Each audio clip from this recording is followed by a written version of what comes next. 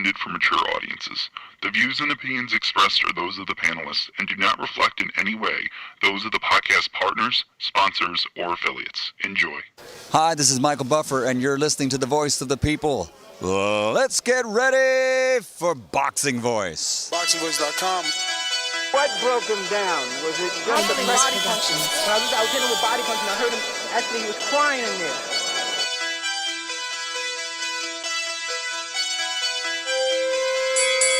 You were saying that Biggs was crying when you hit him? When did that happen? And perhaps the fourth round on? ThaBoxingvoice.com. So that you knew you had him by that time? Absolutely, but I knew he was tough and taking those punches. DaZn Productions.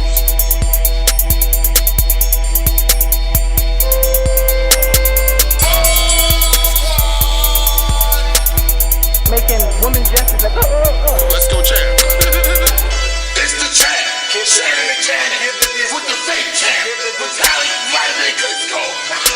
ThaBoxingvoice.com. I'm gonna treat him like he's a C+ fighter. I'm gonna dominate, I'm gonna dog this fight. I'm talking about punishment. We're gonna punish you for 12 rounds. Either the referee says you had enough, or you can say you had enough, or you can stay your ass there all night until you ain't had enough.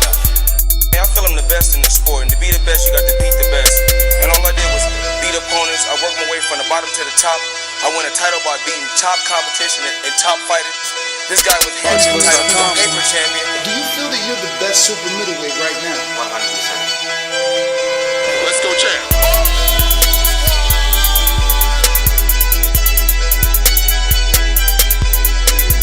He can bring the pressure. He can box. I'm a true champion. I'm willing to go to his turf in Atlantic City. I'm going to step on him.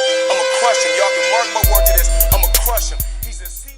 Welcome back, ladies and gentlemen. Welcome back to another edition of the Boxing Voice Radio. I am your host, Nestor Gibbs, joined alongside a rotating panel of hosts, but mostly you know who they are. We're here to talk some Thursday night boxing. Usually it's Thursdays is preview and predictions, but I predicted boxing's been gone or is gone, and I don't know when it's coming back. But that is one of the subjects, man. This morning, if you didn't catch our morning show, hopefully you can on podcasts or right here on Patreon, adless, no ads to interrupt. But Dana White is looking to acquire or secure a private island. And it's looking like Regis Prograis wants his promoter, Eddie Hearn, or rather his businessman, Eddie Hearn, because his promoter is Lou DiBella, to follow suit. Like we were discussing this morning, now boxers are coming out. They want Eddie to get an island and follow in the footsteps of the UFC. So that's one subject. Then we got Devin Haney being reinstated, wanting to fight Haney-Fortuna, but his promoter has other plans. We'll give you those details. And speaking of promoters, Todd DuBoef, the man who will take over Top Rank, the son-in-law of Bob Arum, Todd DuBoef, been running Top Rank for quite some time now. He's come out and kind of made a short list of Crawford opponents. We'll give you those details. And then we got good old Eddie Reynoso, the trainer of Canelo Alvarez, basically telling you where he wants Canelo's next fight to be and how soon they're going to be getting to any other weight classes. So those are just our four main topics. Obviously, we got news and notes to get to, and you can call in and interject your own topic at 1-425-569-5241. Press 1 time to voice your opinion right here on the Voice of the People hotline. Now, don't forget, today is Thursday, so if you're a $5 patron, you can call in on Skype from anywhere in the world. So all my UK dudes, all my long-distance dudes, don't forget, add Nestor Gibbs on Skype to be part of the conversation. Let me head on out to Corpus Christi, Texas, get this thing started. What's going on? It's me, Mario. What is up? What is up? I'm not going to lie, bro. I am ready to go. I wish there were some fights tonight so I could just chop it up and, pick the right guys like I always do. Except for that time I picked Robert Guerrero over Mayweather. Oh, and that other time when I picked Tyson. You know what? Never mind. I really don't pick right all the time. So, we got a lot to talk about. But it's also worth talking about that we are still getting a lot of boxing tidbits despite this. Now, you know what? Knock on wood. I don't want to jinx it, but it's been a pretty good run, and there's some definitely interesting things going on with Devin Haney. Todd DuBoef said some stuff like Ness was talking about, and then some notes with Broner and Pulev, and it's just a lot of stuff we got to chop up. Plus, we got some really great interviews lined up for you. Our first one with Coach Wade at 7:30 Eastern, followed by Gabe Rosado, and lastly will be who was it? Was it Ness? It's gonna be Coach Larry Wade, 7:30, 4:30 Pacific Standard Time, 7:30 Eastern. Gabe Rosado, 8 o'clock. 5 o'clock, Pacific Standard Time, and Brandon Lee at 8:30 Eastern. Thank you so much, brother. Thank you very much. 5:30 West. What is up, brother? I'm the most brutal and vicious and most ruthless champion there's ever been. There's no one can stop me.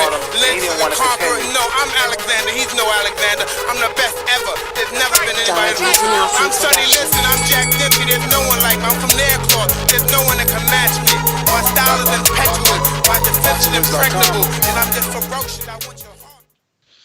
Champ! Yo, you know it's bad when your favorite gambling sites is betting on reality shows. Yes, sports is a barren desert right now, and our sport is a little dry. Ain't no fights. I'm getting antsy, but I'm just happy that I'm here with the homies to talk boxing. You know what I'm saying? We could always talk about something, and I know there's some things in this little pre-pro that are interesting, Mario and Ness. So without further ado, Cash Man. What's up, man? Yeah, I just want to say I saw a fight too. Stay focused, stay working my dad. Like boxing voice. Because if he comes to fight, then I'm gonna have to look for him. I saw the fight too. I think you accurate. Yes. Good evening, ladies and gentlemen. Welcome to the show. I'm not long-winded like Mario and Ness, but I'm always almost right. Also narcissistic like Mario for saying he's always right, but then proving he's wrong. What up, though? We here. We talking about private islands. I don't see that happening. We want to jump right into that. I mentioned that shit. We from chopped the rip that when up this morning. I mentioned that as soon as this was going down. As soon as this was going down. My bad. I'm sorry, Enrique. No, I'm not saying today. I'm saying like when this whole thing started to happen. This is. I was waiting for guys to move on this, and obviously Dana White was one of the first. And now you got a picture of Eddie Hearn standing next to Dana White, but. Yeah, I don't know. Did you get the Twitter right now? I don't. Yo, but everybody's like, yo, they called it off. Listen, they called off the April 14th UFC that was an undisclosed location. They don't have any control. They don't have any control over the private island. They don't have any say-so over acquiring and securing the private island. Who's they? The powers that be. Well, there is an owner of if an island is private, there is an owner. If the owner says, nah, I changed my mind, then yeah, there's some power. Fam. Stop just giving us your 2 cents without doing research, bro. Like, what are you talking about? I'm gonna tell you where my research. You drive right now, champ. Go ahead. You could werewolf all you want. I was just watching the news just because I heard something about how to prevent COVID and prevent not COVID but prevent mental insanity while under quarantine. And on that, like the second topic was they called it the UFC 29 canceled because of hurdles that are in, and it was obviously going to be hurdles. So go ahead, reach out to your plug and speak to Dana White and see that it is not happening. It has something to do with 029. UFC ain't got nothing to do with the island. That's what I'm saying. Like ESPN canceled it. Are you speaking of the 029? Okay, hold on. Let me break it down. Let me break it down real quick. So we had the show this morning on the idea that Dana White said he's lining up an island for the next 2 months to have weekly fights. Okay. That's what we chopped up this morning. But what Ness was saying is that the UFC 249, which was scheduled for April 18th, a week from Saturday, is canceled now. And that doesn't have anything to do with the private island. With boxing, period. I mean, if they turn down MMA, doesn't mean that they're going to turn down boxing. Thank you, Al. You know what, Doomy? And that's the perfect segue. My man, he just knows how to segue, bro. I know you went to radio school. Don't even front. Quit fronting. Quit fronting. I know you took that podcast school. No, but listen, Regis Progress came out and he said that he likes the idea of Dana White, taking the forefront, taking the initiative, leading by example, and trying to secure private islands for fights that would take place, from what he says, week to week basis, on a weekly basis.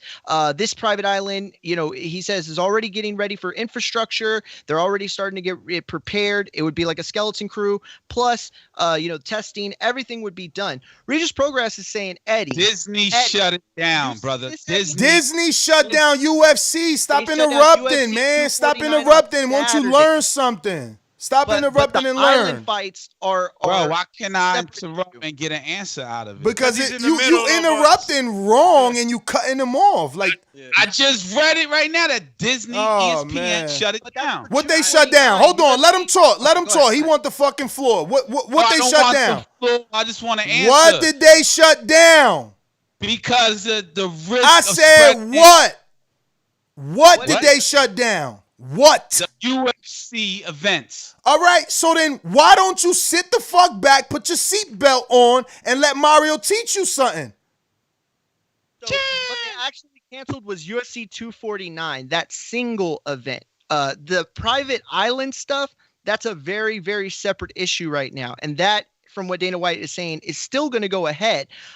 Regis Progress believes that Eddie Hearn should take the initiative, should follow suit, and get his own private island. That's what Regis is saying. Let's go on a private island. I'm ready to go. Which is funny to me because that's not even his promoter. Regis' promoter is fucking Lou DiBella. This reminds me of Quest. You guys remember Quest? Yes, loved Quest. With Van Damme, everybody been like best friends in school. Clarity, because I don't know. I mean, this is 53 minutes ago, right? Dana White says UFC 249, which you dated was the April event next week, right? Has been canceled by request of ESPN and Disney, right? Who aim to hold fights during the coronavirus pandemic, said the card would not be held April 18th as planned. And then it goes further and says he had received calls from Disney, ESPN, the 12 fights. I don't know if that was just that date or the it was a 12-fight card. Right? The powers that be there asked me to stand down and not do this event next Saturday. Wow. So now you're saying that there's it has nothing to do with the private island. Yeah, the potential for private island fights. I couldn't understand where you was going. It sounded more like, yo, this is all happening still private island. You know why it sounded like that? We actually didn't know where UFC 249 was going to be. They wouldn't tell us. So do they bring up now the private island happening still? Like, okay, this is the reason why. Like, does Disney still allow it to happen? Well, it was something that I believe it was set in motion, and whatever call they got from the top to say, hey, hold off on 249, I don't know. But what can happen is that, other events can be made still on this island. I mean, and if we're just going to stick to boxing, I mean, the whole thing is like, we're cool with our MMA brothers holding fights, you know what I'm saying? But the whole thing is just spilling over to boxing. And I mean, who came up with the idea first? Who gives a shit? Give me my fights. So exactly. what is Progress is saying? Yeah. So what is it that Hearn or any other would-be promoters that could probably have deep enough pockets to go ahead and build an infrastructure on the island and do whatever it do something like they did over there in fucking Dubai, where they built everything, and let's make this shit happen. Shit, I'm fucking thirsty for a fight. I don't see what could go wrong if it's in a private island, especially if it's hot. The fucking virus doesn't survive there, and you're getting everybody tested. And if there's no fucking audience, hey, there's no fucking audience. I mean, you want to spray down fucking a ring that you're renting from somebody, and you want to spray it down and sanitize. Do everything you gotta do. Give us fights. Well, and what's funny is that, like Ness said, excuse me, I'm sorry. What Ness said was that it's funny that Progress went after Hearn with this because that's not his promoter. Absolutely right. But the reason I think he actually went after him is because the past couple days, Dana White has been very critical. And we're going to talk about this in one of the notes later on today. But Dana White's been critical. Eddie Hearn has been critical of Dana White for continuing UFC 249. It had a main event change. One of the fighters dropped out. The co-main event, or I think one of the TV fights, dropped out just today. So this thing was like hammered with problem after problem that didn't even have much to do with the coronavirus at first. Then the coronavirus hit, and all these issues kind of just toppled on each other. But Eddie Hearn has made it clear that he does not think Dana White was doing the right thing by hosting these fights. So I think what Regis Progress was trying to do is start the dialogue. Like, why are you so against this? Ness made some valid points. I went back and listened to the show, by the way, Ness, and honestly, I feel like, you're right. There is some aspects of it that could be attempted without much harm. If y'all didn't know, which I'm sure Enrique does, I'm sure Ness does, I'm sure Doomy does, because y'all are all in the apex of this thing. They're very close to getting a test that's going to give you results within 15 minutes.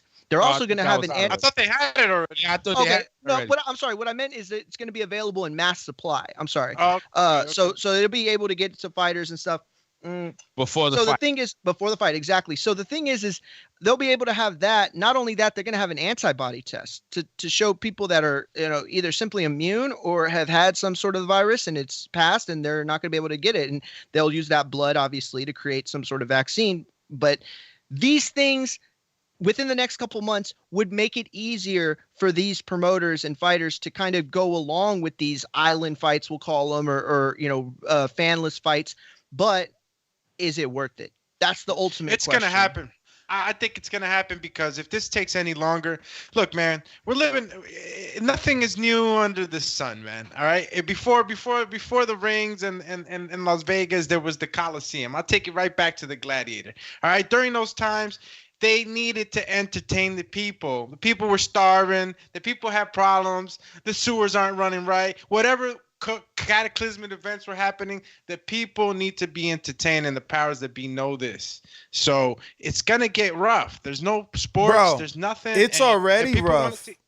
Think about Vegas. You know what? You're right. No, because we talk about Vegas, but we don't think about Vegas. Like, the Strip is shut down. There's no hotels open. There's no casinos open. Like, everything that you go to Vegas for is shut down, and that's why they're recommending people to stay away too. Yeah, that's why they're recommending this island. So look, this is pro-gray anyway, and like I said, this is with a grain of salt for a bunch of reasons. One, even though ESPN has nothing to do with the island, if you ain't got no TV, you're gonna be missing a bunch of funds that you need to get this to happen. Two, Pro-Gray's promoter is Lou DiBella. 3, why do we believe Dana White? Whatever happened to Zuffa Boxing? He's been saying that for like 2 to 10 years. So I don't believe nothing Dana White says, but I do believe in the idea. I'm with Pro-Gray. Someone like an Eddie or a Bob, even an Al, can definitely take this idea, build, and master it. But my thing is this: Rob mentioned ESPN and Disney shutting it down. Like you just said, you need a broadcast to fight now. So who is going? What network? Well, Enrique, you got to remember, they just did WrestleMania, and WrestleMania is ESPN, right? In the beginning, though, actually, they have their own network, Oh. but they have been showing SmackDown on Fox on Fridays. That's been taped from a closed set, and they've been showing It's all about Monday clearance, Night Raw man. on USA. As long as you can show that you're putting on a safe show, they're going to show it because they did it with WrestleMania. This is just something that fell apart. Remember, he didn't even want to release the location because he didn't have one. And it was a lot of secrets. How do we know that Disney didn't know the location, and then they told them, and they're like, what? You're crazy? You're going to have it there? Like, we don't know where it was. So it could have been dangerous enough for them to postpone, but an island fight might not be. He needs it, bro. I think Eddie Hearn needs to just realize that this is not a bad idea. This just needs a good PR jump. It needs to be sort of pushed to the public. Excuse me. Excuse me, guys. Tonsil was a little messed up this morning. He has to be able to all push that it trash weed in you a way. smoke. You crazy. Yo, he lying right now. Look, he can't even say that with a straight face. But really, not getting serious. You have to be able to present this to the public in order to receive his acceptance. Many people are gonna look at this like Eddie Hearn does. You know, oh man, this guy's not taking this serious. This is no time to be worrying about making money. And yada, yada, yada, yada. Yeah, you're going to have your cons. But if this is pushed in a matter where, like, you know, KO COVID-19, something that's going to actually entertain the public and get their mind off of what, you know, the seriousness of all this stuff, you know, because at the end of the day, we're all stuck at home and we want to be entertained. We want to wait it out. We don't want to not have to stay home and not practice social distancing. So it's like if people are wanting to go to a bar or it's wanting to go to socialize, I mean, give them what they want at their house and just make it a safe event. Like you guys are saying, make it a safe event and push it in that manner. KO, you know, COVID-19, you know, maybe some of the money that's made can actually go into helping, you know, some of the people that are fighting the war for us. You know what I'm saying? We throw events for our military all the time, and I love it when we do that. You know, the UFC's done it. I don't know if boxing has done it. WWE does it. You know, WWE does. So it's like right now our warriors are at the forefront, and I'm pretty sure they're sitting up in, you know, in that medical clinic or office or wherever the hell they may be, and you know they want to be entertained. Thirsty for a fight. Yeah, boxing fans go into all fields. You know what I'm saying? We got truck. Even our callers, we got a medical field, truck driver. I mean, even golf audience is thirsty for an event that been canceled. But Dazn, the reason why I think he reached out to Dazn, Eddie Hearns, because who's their parent company? There is no one reached out to Dazn, champ. You got to pay attention, man. No, you said Eddie Hearn. Yeah, Regis Progress. Regis is a fighter. Regis is a fighter, and he said, I know who Regis is. Just hear me out, man. You interrupted me because you know all the answers. So let me talk like I'm a listener. You know what I'm saying? And then if you hear something that is incorrect or in a direction that could spark idea, spark it. So what I'm saying is you're heading in that incorrect direction, though. But go ahead. No, I know. So I'm looking for clarity. So who's Dazn's parent company, right? Nobody, right? Eddie Hearns has powers in Dazn, right? So if UFC was canceled because Disney and ESPN said, nah, it ain't going to happen, maybe there's no one to say that for Dazn. So Regis is probably reaching out to see if that is a possibility that infrastructure can be built. Right now, I think that when things go into normal or what we believe was normal, it's still going to be different. So they'll be able to access an arena, an event hall, and do it as a closed caption. Or, you know, in Wuhan right now, they got police. They opened up their subway system. The police have these goggles. I don't know if you guys seen it yet, that read body temperature to see who's feverish or not. So there's going to be a whole new way where you won't need an island, that you could do it in an arena. It might be, you know, there might be 3-seat gaps. People might have to, who come together, have to sit together. And who knows? Things are changing. But my point is that he reached out to Dazn, which is Eddie Hearn in my eyes, that let's see how this can happen. And Eddie, who reached out? Regis Progress. Look, ultimately, none of this shit but he is didn't going to reach out. He just saying Eddie should stop talking negatively but he about. Didn't say it on a tweet atting him. He just said Eddie should stop talking negatively about White, who's at least trying to do something. Eddie should go ahead and acquire his own island and try to do something. Do the idea. And you know what? Go ahead. You know, I was just wondering, so that we get, so we understand what the event that it was being held in, you know, for MMA, for the UFC. This island that we're talking, are we sure it's an island or is it secure? The words are securing a private island. Island. That's what he said. But the UFC 249 was that the location was not the island. That location had been hidden. He wasn't going to. I heard it was in California. They hadn't released any specifics about it. It was supposed to be in Brooklyn, and now he said that, you know, it was a location to be announced, is essentially what they were saying. There were rumors that it was going to be, you know, oh man, I can't remember what the place is called, but they have like a little private studios facility. Oh, okay, yeah, the UFC center. Yes, UFC yes, Trade yes, Center. yes. There were rumors and that's in Vegas. There were rumors that they were going to have it there. There were a bunch of rumors, but there was no definitive answer. But to add to your point, Doomy, it is about the PR. And what wasn't good about this, and the reason why I think Disney or ESPN, both of them, and why the big wig shut this down, because ultimately it was going to be a pay-per-view. And like, if you think about it in the most negative way, which I'm not doing that, I'm just presenting this. If you think about it in the most negative way, it's like, you want us to pay to watch people perhaps catch coronavirus? Like, you know what I mean? Like, and obviously that's the most negative tone you can take. That's not the tone I'm taking. I'm just saying that does present for a real PR nightmare. So for them to come out and say, oh, the money's going to get donated to this, that would be good.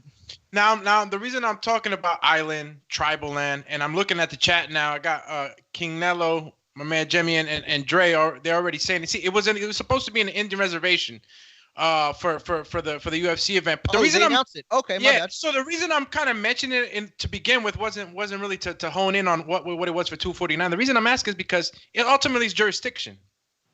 If you tell me private island, then we can go somewhere where like the powers that be might not shut it down. Because if it's anywhere in the United States, I don't know how they're feeling. I mean, but again, remember that UFC card has nothing to do with this island at all. Yeah, I'm not talking about that. Okay. What I'm getting to here is that if you're gonna be in an island, whether it be an island, a national of the United States, Bermuda, whatever, the Bahamas, I think jurisdiction is going to be one of the issues that these guys have problems with. The promoters, whoever's going to want to throw an event. So the talk should be right now: what island? What island is going to allow? But that's the whole point of it being private. You can't. No powers that be could control a private island. Yeah, but if it's in the United States, sorry, my friend, you never own everything. It's not in the United States. If you heard the audio, it's going to be an international island specifically because he's having trouble bringing his international fighters into America. There's travel bans. So by getting an island that is international, he continues to have his international fights with his international fighters that now can fly out. So how does he get his American fighters to fight in this international He's waters? got a whole fleet of private planes. I told you guys you really should go listen to the audio on TMZ, but you guys don't like. Well, you never research. told me, so I wouldn't know. No, I mean, you would have heard me say it on the morning show. You just wasn't here to hear the morning show. But also things have changed since then too. I heard the audio, but the fact that it's canceled and so many details now coming out, it's definitely changed a little bit. They were talking about the Tachi Palace, but that doesn't change, and that's what I'm saying. You guys continue to confuse the two things. That don't listen. Chachi Palace, undisclosed location, top secret, all that shit got to do with UFC 249 or whatever the fucking number is. No, that don't said got that the nothing. Weekly cards were gonna follow from the Tachi Islands. That's what Dana White the weekly said. the weekly fights are supposed to come from the island, from the audio. From TMZ, he said weekly fights. Once we get the island, we'll be cranking out fights every week. And he says we got a fleet of private planes. Like, this is him. Now, he could just be bullshitting to get everyone to talk about him. But based off the audio, he got a private island that he's supposed to have secured yesterday or will get secured today. With and he's got a fleet already underway. And he's got a fleet of planes to fly his international fighters to the private island so that he can have those international fights and not have to worry about travel bans. According to him, this is the stuff, this is the verbiage he used. Yeah, I know, but we can't just take it. We got to take it with a grain of salt because he's gonna run into a lot of roadblocks. And I'm curious. I'm curious as fuck now. What island? Private? It doesn't matter. Well, think about it. First of all, you need something. For the international fighters. No, first of all, you need something to get out. If there's an island in international waters, you're golden. Remember, I've been on Aquasinos. They can't conduct business in Miami, but as soon as they float out far enough, they make the announcement, we on international waters, and all the fucking games get open, and you could gamble your heart away. Why? Because we got something like that here in Texas. Because you're not under anyone's quote unquote jurisdiction, the word that you like to use. So believe me, there's loopholes, man. Rich people don't got problems. People with knowledge. Here's the question, though. Here's the question. Regis Progress is obviously frustrated, and for very fair reasons, as all fighters are. Are we going to start to see this? are fighters going to start to put pressure on promoters in a very public manner? You know, Ryan Garcia, look what happened with him and Golden Boy and De La Hoya. That thing escalated quick. You know, so some of these guys are already unhappy with, you know, deals and stuff like that and waiting out contracts and, you know, feeling like they're not getting paid enough. So in a situation where now they're like, yo, if you could do this, why aren't you trying to do it? We need money. We need to get paid. We need to fight. And I feel for them. They're absolutely right. You know, so do we start seeing these guys put real pressure in a very public way? I think we do. I think that we're going to start seeing these guys come out on Twitter, social media, giving interviews, saying, you know, what are y'all waiting for? Y'all have the means. Y'all have the funds. Mario, can I give you my 2 cents, right? Absolutely. First of all, it may be cheaper to wait, according to the business side of boxing. Boxers make way more than UFC fighters, right? MMA, yes. So it may be cheaper and more profitable to do it that way. Do I believe that there's private jets that go and fly and easily be let open, like gates open? Excuse me, champ. We got our first guest, Coach Larry Wade, strength and conditioning coach to the stars. You know the phrase, and if you don't know, now you know. He builds champions. Coach Larry Wade, what's going on, brother? Thank you for taking out the time to come on the program, talk a little bit of boxing with us. How are you, and how is COVID-19 treating you? Hello, everyone. Hey, thanks for having me, brother. I appreciate it. All is well, man. My family's staying safe and trying to figure out how to adjust in all of this, you know, craziness. But all is well. Thank you guys for having me. Well, first and foremost, I want to say you did a fantastic job with your one-on-one with Sean Porter. It definitely went boxing viral, right? Everybody's using the quotes in a great interview. So we're loving Coach Larry Wade's Trainer's Corner, right? What do you call it? The Trainer's Corner? It's the Champion's Corner. Champion's Corner. Well, we did appreciate that interview with you and Sean, and you know, he said some interesting things. Especially ending in me and Terrence Crawford. Everyone really liked that. People are ready for that fight. Yeah, man. So you got some good quotes out of him. Well, most people don't know. I appreciate it. First of all, I don't claim to do it on the level you guys do it at. I just enjoy, you know, doing new things and excited about it. And I'm glad Sean had opportunity to, you know, say some of the things that he's always said to us. He's always wanted that fight, and I'm glad he had the opportunity to get it out there and to let everybody know.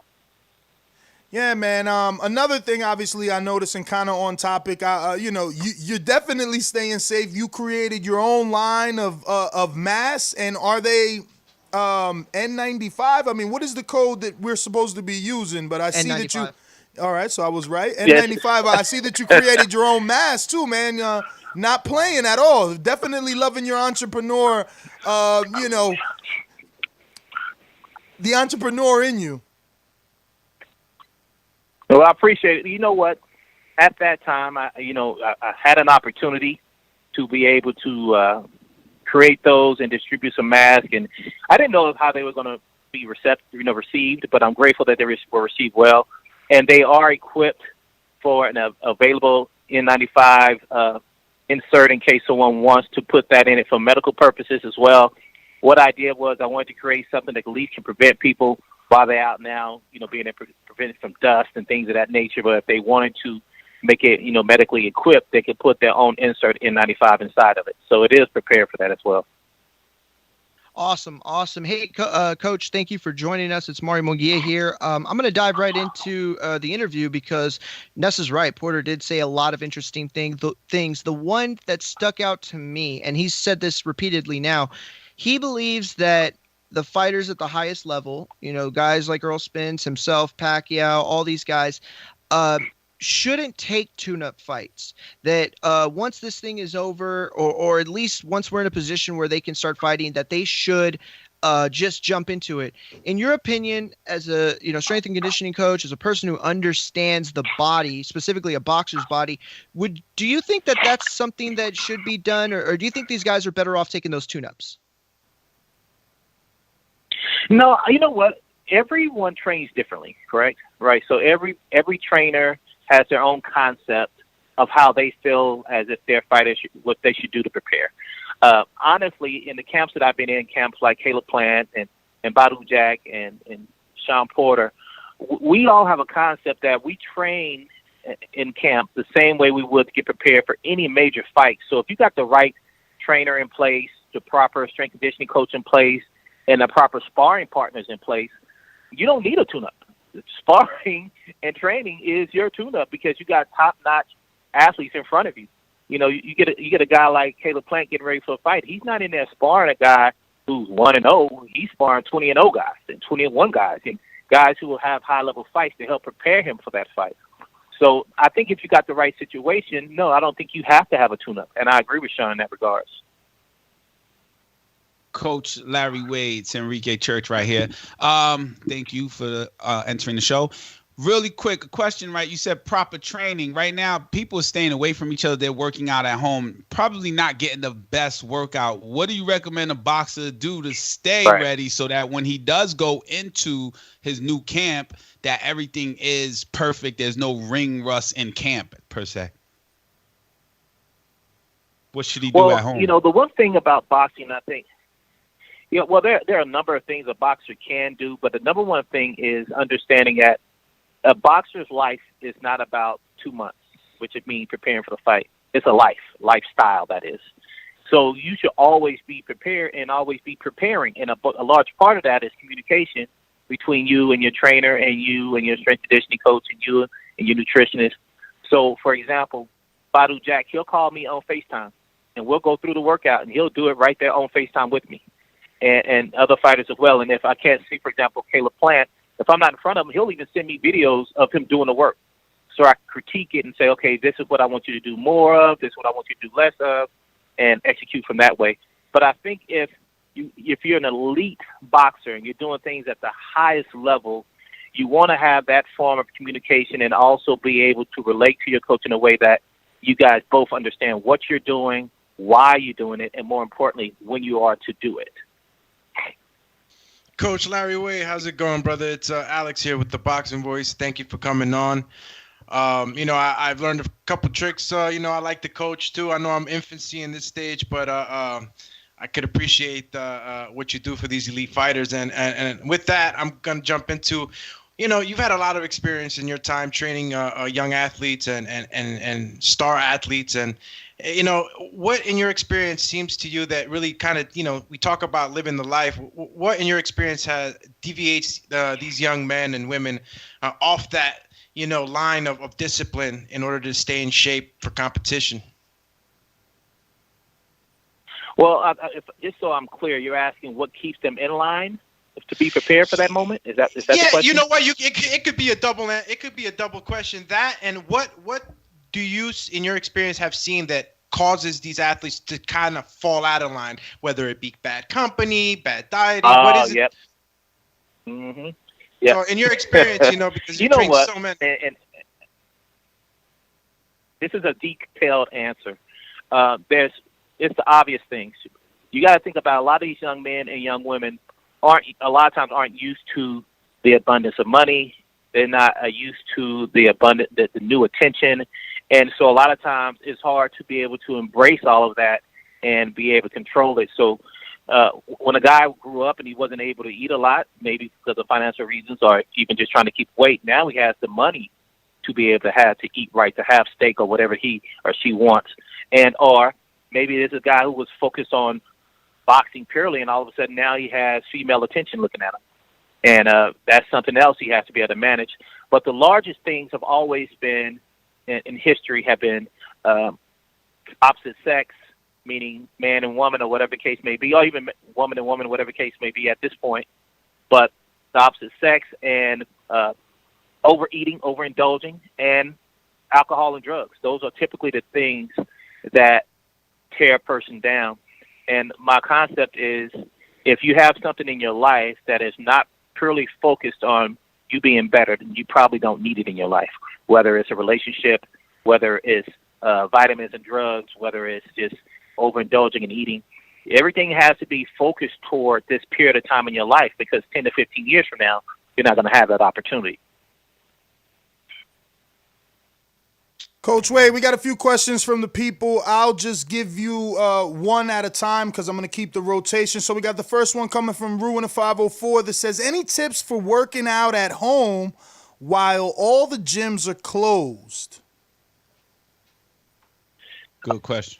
You know what? There are a number of different sources that are out there. As a matter of fact, be looking forward to myself producing videos for you guys. Just as of recently, I produced a video with Mayweather Promotions in regards to Badu Jack, showing different type of push-ups and sit-ups and core work and leg extensions and lunges that we're releasing slowly for people to use as an example. You're also welcome to reach out to me at any point at Coach Larry Wade, at whether it's Instagram, Facebook, or Twitter, and I'll give you advice there too. But the normal thing is don't go beyond your normal routine. Give yourself some type of limit. So, for example, if you're able to do 10 push-ups today, try to stick around 10 to 15 in the next week or two. Don't try to go from 10 to 30. Go from 10 to 15, and then the next week add 5 more. But give yourself a goal, but also be realistic in regards to the timeline you had. Last but not least, as you're preparing yourself, always play on caution. I've seen so many people get hurt just not fully understanding proper technique with just a simple thing of a push-up, and it caused them problems down the line. So at any point you're working out and you feel pain or sharp pain or anything of that nature, shut it down and give yourself a day or two and try to start out later. But play on caution. Don't hurt yourself out there. Coach, first of all, I want to thank you for offering, the advice, and you might regret it when I start hitting you up, because I'm going to hit you up. But never. But I want to ask you what. Okay, so we always talk about fighters and how good a fighter is, pound for pound, all that kind of stuff. Let's separate the skill set for a second. Boxing. Let's not put that. Let's take that out of the equation. Jabs, all that stuff. Who is the most impressive athlete that either you've worked with or that you've seen in the sport of boxing? You give us a couple examples. I'm sure that some of your guys are in there. There's so many guys. There's so many guys, man, are just so super talented. Let's start with the one that's the most visible, Floyd Mayweather. Floyd is an amazing boxer, offensively and defensively. But Floyd has also shown that he's an outstanding basketball player as well. Mm-hmm. And with his mindset, I can totally see him playing a skill position in football as well, because he's quick enough, he's fast enough, and he's smart enough. So I think he is a huge athlete outside of boxing. I also believe Sean Porter is absolutely amazing. I've had the opportunity to work with him so much, and I've always said that Sean chose boxing because he could, not because he had to. Sean can play basketball. Sean's an amazing football player, which you guys probably kind of know based on his history. He chose boxing because it was the option, and that's what he loved to do. But he could have been playing in any Division I program playing football as well. So it's a lot of great guys. And even if you go as far as checking out Caleb Plant is a boxer, but he started out in kickboxing, and before that he was an amazing football player himself. So, these guys chose the sport, those particular guys chose the sport because they could, not because their athleticism stopped them from doing anything else. Go ahead. Do me. All right. Going along with that, Coach Larry, just a quick question, right? I know you worked with many disciplined fighters, but if you had to say, this is the most disciplined man that I've worked with. I mean, it could be outside of boxing, but we want to keep it in boxing, right? Who would you say? The most disciplined. Showtime, Sean Porter. Now, you know what? You work with Caleb Plant, yeah, that's too. a hard one. You work with Caleb Plant, too, so I know he's a machine. Exactly. This is the one. You know what? All these guys are good, and they're all disciplined in their own right. But, and since I have to pick one, I will pick one. The one who is the most structured, the most disciplined, the most focused, all the things together will be Caleb out of those guys. Now, Badu has his own self-discipline because he's a true man. You don't have to force Badu to do anything. He'll do it because he's that kind of person. And Caleb is the same way. But Caleb's energy right now is just so high. He's so prepared. He always wants to be the best. As a matter of fact, when you're working with athletes, you have to be able to manage their personalities as well. And I always tell people, when you're in the zoo, you got people who train the penguins, you got people who train the seals, and then you got people who train the lions. I'm training lions out there, so I have to manage myself in a certain way because these guys could fully just attack you based on their skill set. But Caleb, on the other hand, has told me one thing. This kind of tells you where his energy is. He said, Coach Wade, I think you're the best at what you do. You have it down to a science. But if I ever see you taking it easy on me, I'll fire you. And so that kind of tells you that he doesn't want the easy way out. He wants to work hard, wants to be the best. And if he thinks for a moment you're taking it easy on him, he's going to let you go.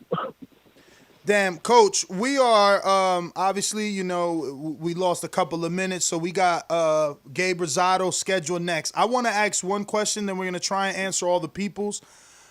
Since you work with Caleb, were you 100% on board with not taking the Canelo fight, or did you, from a trainer, strength and conditioning, think you could get his body ready and it not be, negative? Because obviously his reasoning for not taking it was timing, and everyone thought about Kovalev taking the Canelo fight so quick and looking like shit. So, he didn't take it. But I'm like, yo, Caleb is young. He's not Kovalev. Like, he could have took that. Right. I agree with Caleb. I thought it was a fight we shouldn't take. And to piggyback off of what you said, he is young.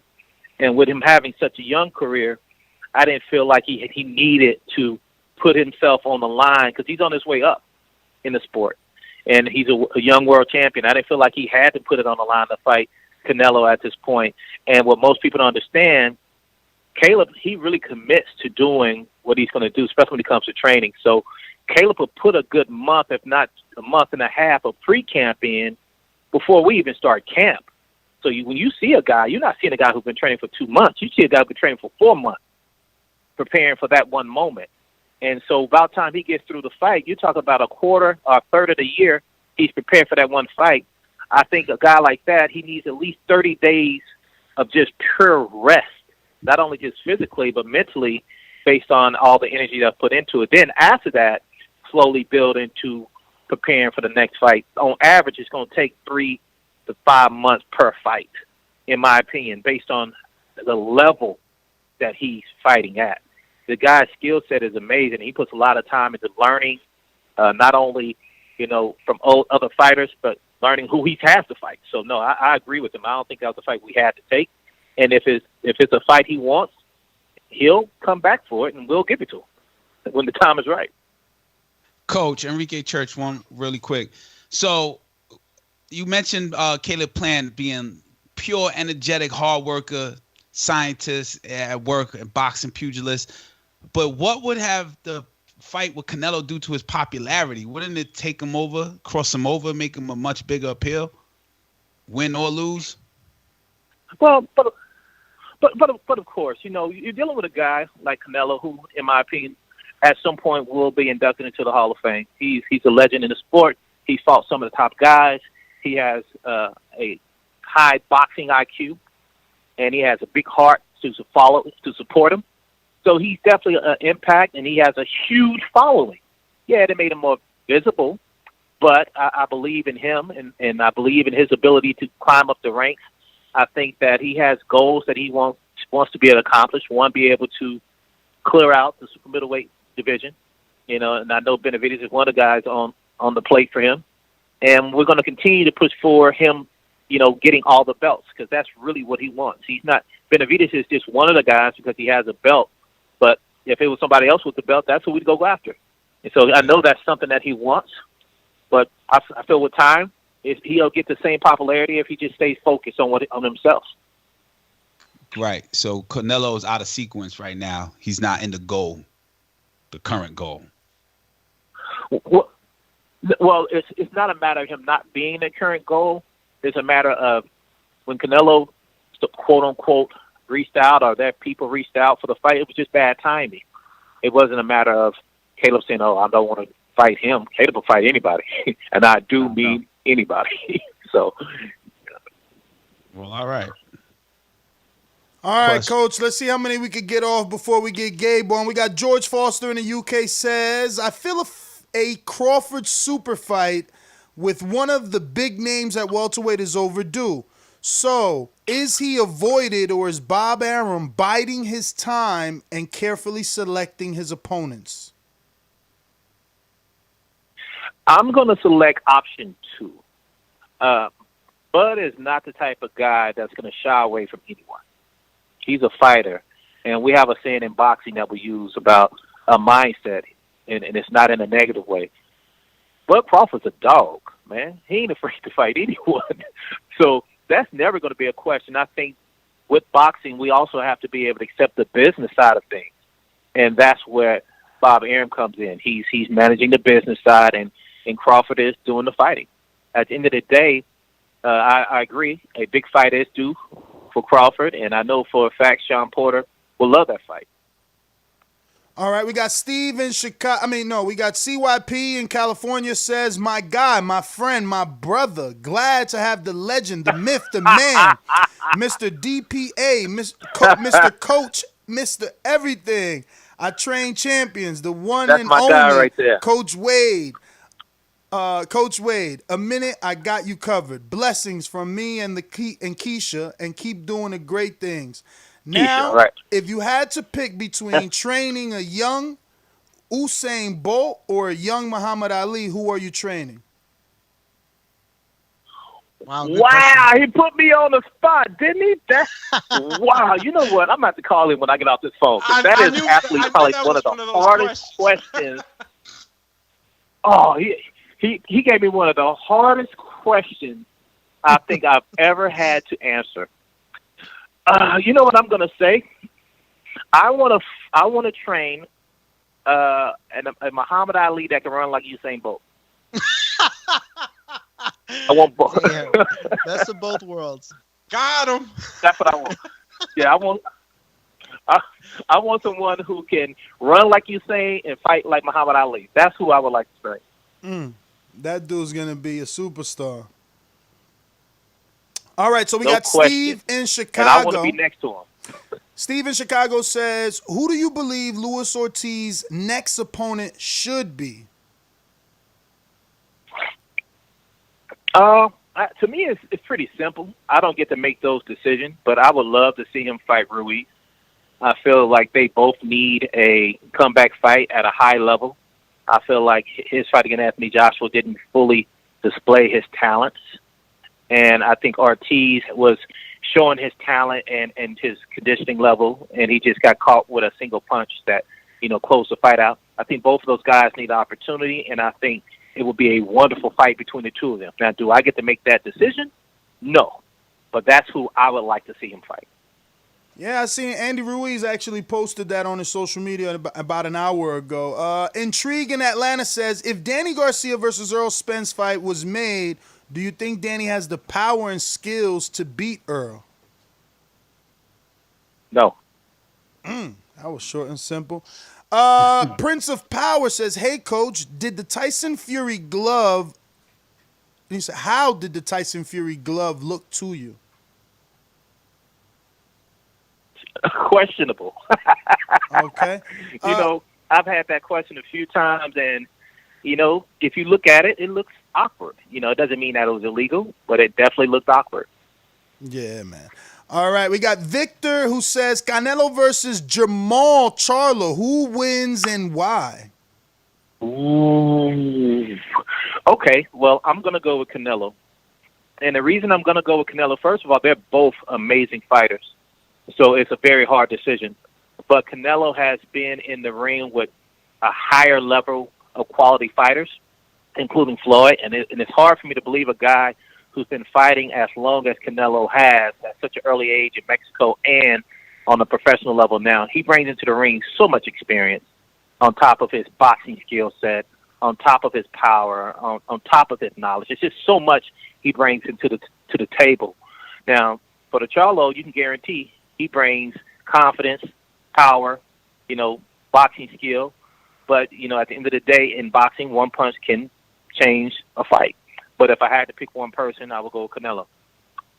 Yes, go ahead and fall back. I'll ask the rest ones, as I don't know if you have to connect. Check your text. So, Coach, we have a few more. Big Casual. asks, out of all your years of training, which fighter would you say is most naturally talented? You kind of answered that with the athleticism, but if there's anything else you want to add? I think that from a skill set standpoint and creativity, Caleb Plant is a different type of guy. He is able to create punching and angles at an area that I've hardly ever seen. So he's very unique in that regard. Got it. And Abdullah Harami asks, hey, Coach, what is the single most important piece of boxing advice you were ever given? I kind of lost it. That would have ever. He said, Abdullah says, hey, Coach, what is performance athletics, exactly. like running, and so it's like he's well aware of how to get you into that fast twitch muscle explosiveness mode. You know what I'm saying? He knows all about getting you to that level. Guys, really quick, let me Coach, we got you back. You there?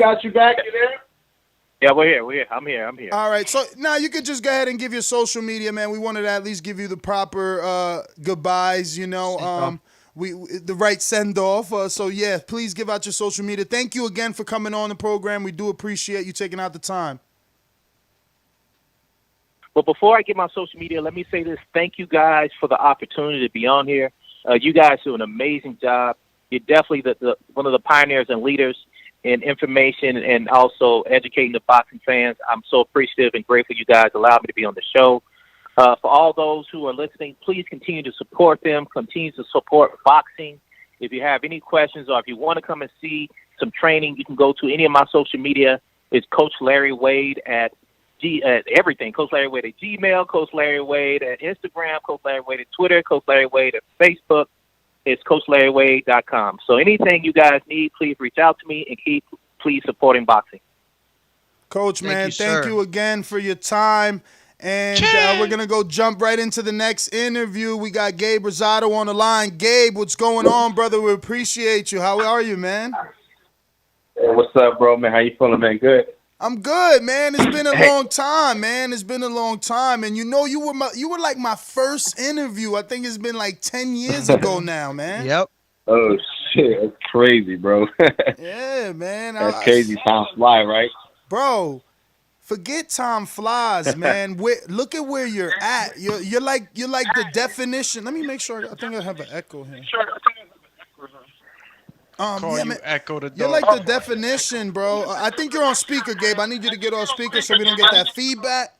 But, bro, you're like the living Rocky, man. Like, I remember you working at Home Depot, having to take that what's his name, Angulo fight.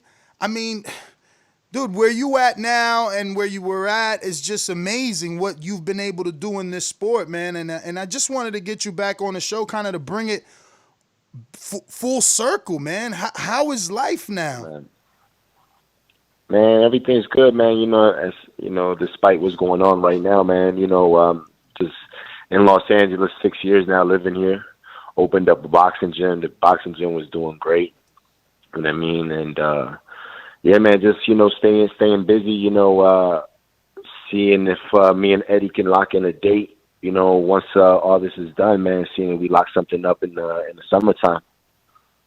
Yeah, I mean, everybody definitely was excited and waiting for something to happen with you and Jacobs. You guys kind of built that up, man. Is that the move, or is he kind of making you, I don't know, get a fight under your belt first? No, well, the thing is, I stepped up to 168. And I ended up getting the win. So, pretty much it was Danny Jacobs' people that reached out to me about, wanting to make the fight in the summer.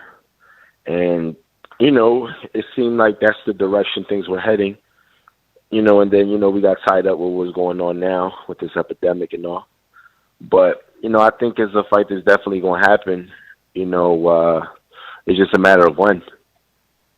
Well, I got a couple of co-hosts, so I'm going to go ahead and pass them and introduce them. I guess, Mario, you're up? Yes, sir. Hey, Gabe, how's it going, man? Mario Munguia here. Hey, what's It's up, been man? How a you doing? long time since I've gotten to interview you, but yeah, man, you're the first interview I remember. Back in 2012. I actually. Okay, I'm gonna ask you this question, and then I'll bring up some memory lane stuff later. You mentioned just now that you did move up to 168, and I really just want to know how it felt. How did it feel? You got to get 10 rounds under your belt at that weight.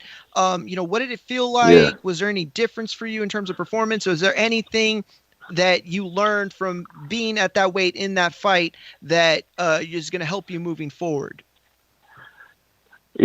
Honestly, I felt great throughout the entire camp because, it was never that factor of like having to fight the weight and struggle with the weight, you know what I'm saying? So I was able to like maintain my weight at, about 78 during camp, which, if I'm fighting at middleweight, 78 is just way too big, So the fact that I had that leverage where I can be, 75, 78 in camp, and then, I really didn't have it really wasn't a struggle to get down to 68.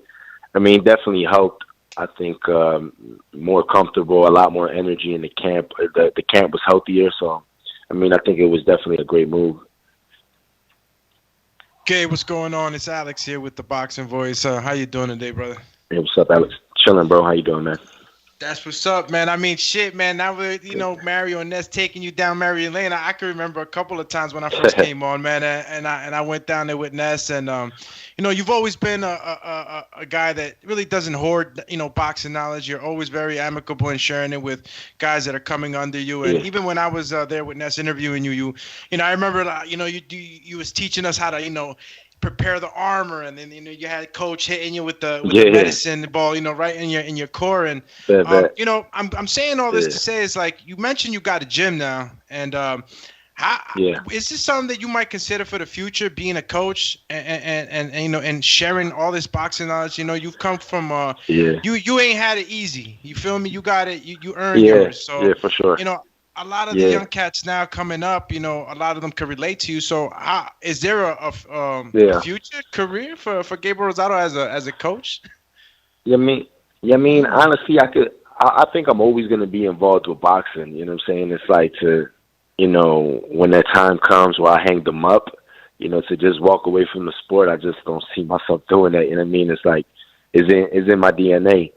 So, I could definitely see myself helping out, helping fighters out, possibly even training fighters. But, it's not something like, it's not something that I'm, looking forward to right now because I'm still focused on what I got to do. But I could definitely see myself doing it at some point.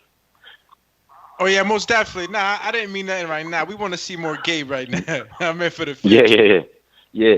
And, the thing is like, I do want to give knowledge to, like, up-and-coming fighters because, my career is very unique. So, like, I'm not even supposed to be relevant at this point. You know what I'm saying? Like, the route that I've taken and the level, the back-to-back, level of competition been crazy where there's information that I can give fighters coming up that they can benefit from it. You know what I'm saying? In mistakes or even just in wins and things like that, just certain experience that I had that, is rare right now, you know what I'm saying, that I can share with a fighter and just help them adapt into like, moving on into their career. Because I think you have fighters that are coming up, but they're getting like a false sense of security because of the competition they're fighting. You know what I'm saying? So I think it's just important to kind of like, just school this, the younger generation into like, what it takes to fight on that elite level. Kind of steer them away from complacency, right? Go ahead, Cash. I see Nessa.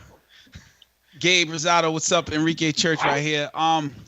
Real quick, what's up, bro? Real quick, I also will take you down memory lane. I was with Ness and Doomy in your gym. I recorded you when you was getting hit with that body arm. I edited this dope video. It was it's in the archives, and it was like you doing slow motion fucking incline sit-ups. and I fused it up with biking with Jay-Z and Frank Ocean. And I followed your entire career, not your entire career. I followed you starting from Golovkin on, and rumor was that you used to work at Home Depot when your fight was televised. How is that true? And how did you find up like quitting? Like, what was the words used to tell your boss, yo, it's over with? Yeah. Well, here's the thing. Like, when I was working at Home Depot, I think this was like 2012. And at that time, my boss was actually like a boxing fan. So he would go to all my fights, man. He was always showing love. And it was the year where I fought Soda Karaz, Sagoon Powell, and Charles Whitaker, where I was able to quit my job, because in that year I ranked number 1 at 154. And then I was making, I started to make, the money was better. So then I was able to just quit the job. And, you know what I mean? So it wasn't even like, the job at Home Depot, obviously, it was a graveyard shift. I was only making $10 an hour. But, I made the best out of the situation, because it was just one of those things where, like, it was something I had to do at the time, and I never complained about it. You know what I mean? Like, I was never bitching, like, damn, I got to fucking go to work. Like, my shit was like, man, at least I got a job. I could put food on the table, and this is just temporary. So that was my mentality, to just stay positive at that time. But then, once I clinched the number 1 spot at 54, I was able to quit my job again. Right after that, I ended up fighting in Madison Square Garden against Golovkin. Yeah, I remember that. Yo, real quick. So you didn't have to put in a 2-week notice, right? You was just like, yo, I'm out. Yeah, I remember my boss at the time. He was like, he saw my journey. He saw my journey from the club shows to, like, now fighting in the rankings to locking the number 1 spot to then right when I went to the Garden, and he was like, man, can you just come at least one time a week? We just want to hear your stories. You don't even got to work. That's like, crazy. But nah, I'm good, man. Yeah. But it was all love. Yeah, man. Well, congratulations, bro. If you were family, I'd be really freaking proud of you, bro. Nah, yeah. Thank you, brother. I appreciate it, man. It's funny. Sure. It's funny he says that, because I'm in the background trying to keep people on their P's and Q's with the time, because we got another guest, but he's gonna make me talk by saying that I feel proud, bro. Like I shouldn't be like I'm nothing to you, just a person that's interviewed you. But I mean, to see your story, like, it's just beautiful. It's just beautiful. The fact that you kept going, that ESPN fight with Angulo, many people would have quit. You kept going, and here you are. Listen, not for sure. This interview also is going to take a quick turn. Again, I'm being a hypocrite, and I'm being long-winded, only to say that we've never had a guest receive 25 questions, bro. So I'm going to have to tell my co-hosts they cannot ask questions. Like, I went to check. There's 25 questions for you, bro. We got to get in the back seat, Gabe. Yeah, we're going to have to put them into the back seat. If there's enough time left, I'll ask what I wanted to ask. Bro, we've interviewed everybody. I've never had someone get 25 questions, but let's see how many we get through. George Foster in the UK says, do you think GGG was avoided when he was in his prime? Yeah, 100%. 100%. All right. Yeah. Dennis in Tampa says, good morning, Ness. Gabe, how hurt were you when you fought GGG? Did you have days after that fight that you were hurting or regretting your performance? I thought you did great. Yeah. I'm a huge fan and have nothing but love and respect for you. You're one of the few boxers I follow on social media. God blessings to you and your family, from Dennis, the kid from the Bronx. Oh, thanks, man. Yeah, the fight with Golovkin, I never regretted it. You know what I'm saying? It was a tough fight. He was, like, avoided by everyone. It was in Madison Square Garden, HBO world title. And it was one of those fights where I lost, but I won over the fans. And from there on, it's kind of like, I just picked up, like, this huge fan base. So, definitely, man, it was a tough fight. But, for the long run, man, the fans definitely from that fight, man, stood by me. All right, we got Carlito in the UK that says, what's good, Gabe? Massive respect. You're a warrior. It looks like you have wound Jacobs up enough for him to want to fight you. Hearn seems more keen on Jacobs versus Callum Smith. Do you think you'll get that fight instead? You know what, man? I think, you never know with boxing, man. Boxing's so unpredictable, bro. But, I'm actually going to do an interview with Eddie tomorrow. I think that's 2:30 Eastern time. I guess we'll have talks about it. But, I honestly think the fight's going to happen, man. Like I said, Danny's people reached out to me and said they wanted to make the fight. So I think it happened. We'll see how it plays out. That wouldn't be Keith Conley. What's up? It was Keith Conley? No, with Jacobs. Yeah, okay. We got DBX in the UK says, I've always been a fan of yours, your boxing style, heart and personality. I loved it. When you confronted Jacobs' smug arse, I guess he's definitely from the UK, what flaws do you see in his game that you could take advantage of if you were to fight? All the best in the future. Yeah. Well, here's the thing, man. I think moving up to 68 is definitely a plus for me right now. And getting, my new trainer is Freddie Roach. We had a great training camp. And Freddie Roach, man, just has a great game plan going into a fight.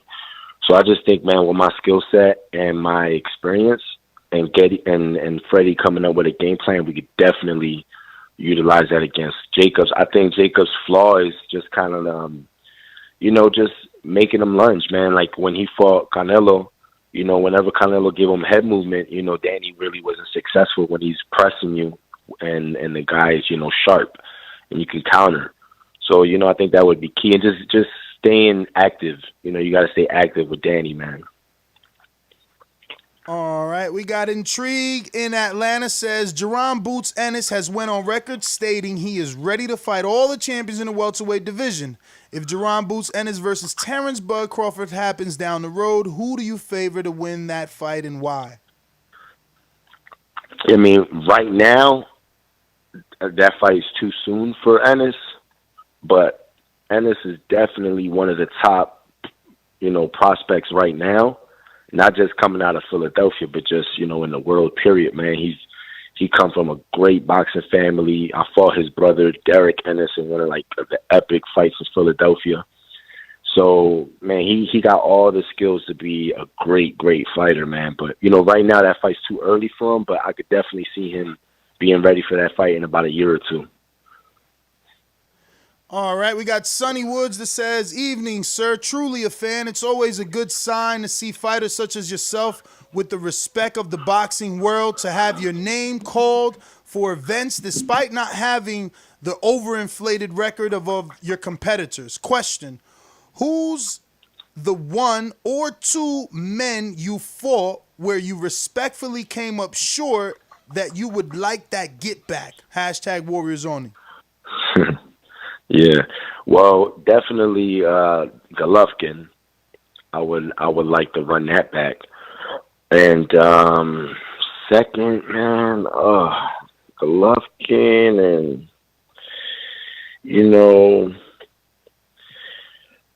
really the one that stands out the most to me is just Golovkin. I mean, I would definitely love to run that back. But if not Golovkin, probably Lemieux. But Lemieux hasn't been so active, and his name hasn't been really out there, man. So it's kind of like we haven't heard much of Lemieux. But if anybody, it'd definitely be Golovkin.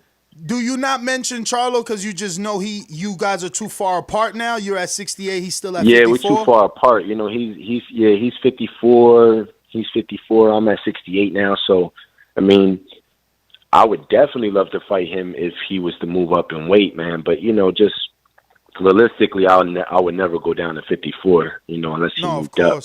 Of course. Yeah, but yeah, for sure. Jemmy in Delaware, I follow you on IG and I see you opened up a gym. How is it going, and do you see yourself in the future becoming a full-time trainer training professional fighters? Yeah. Well, see, here's the thing. My gym is a gym where it's boxing and people learn the fundamentals, but it's through classes.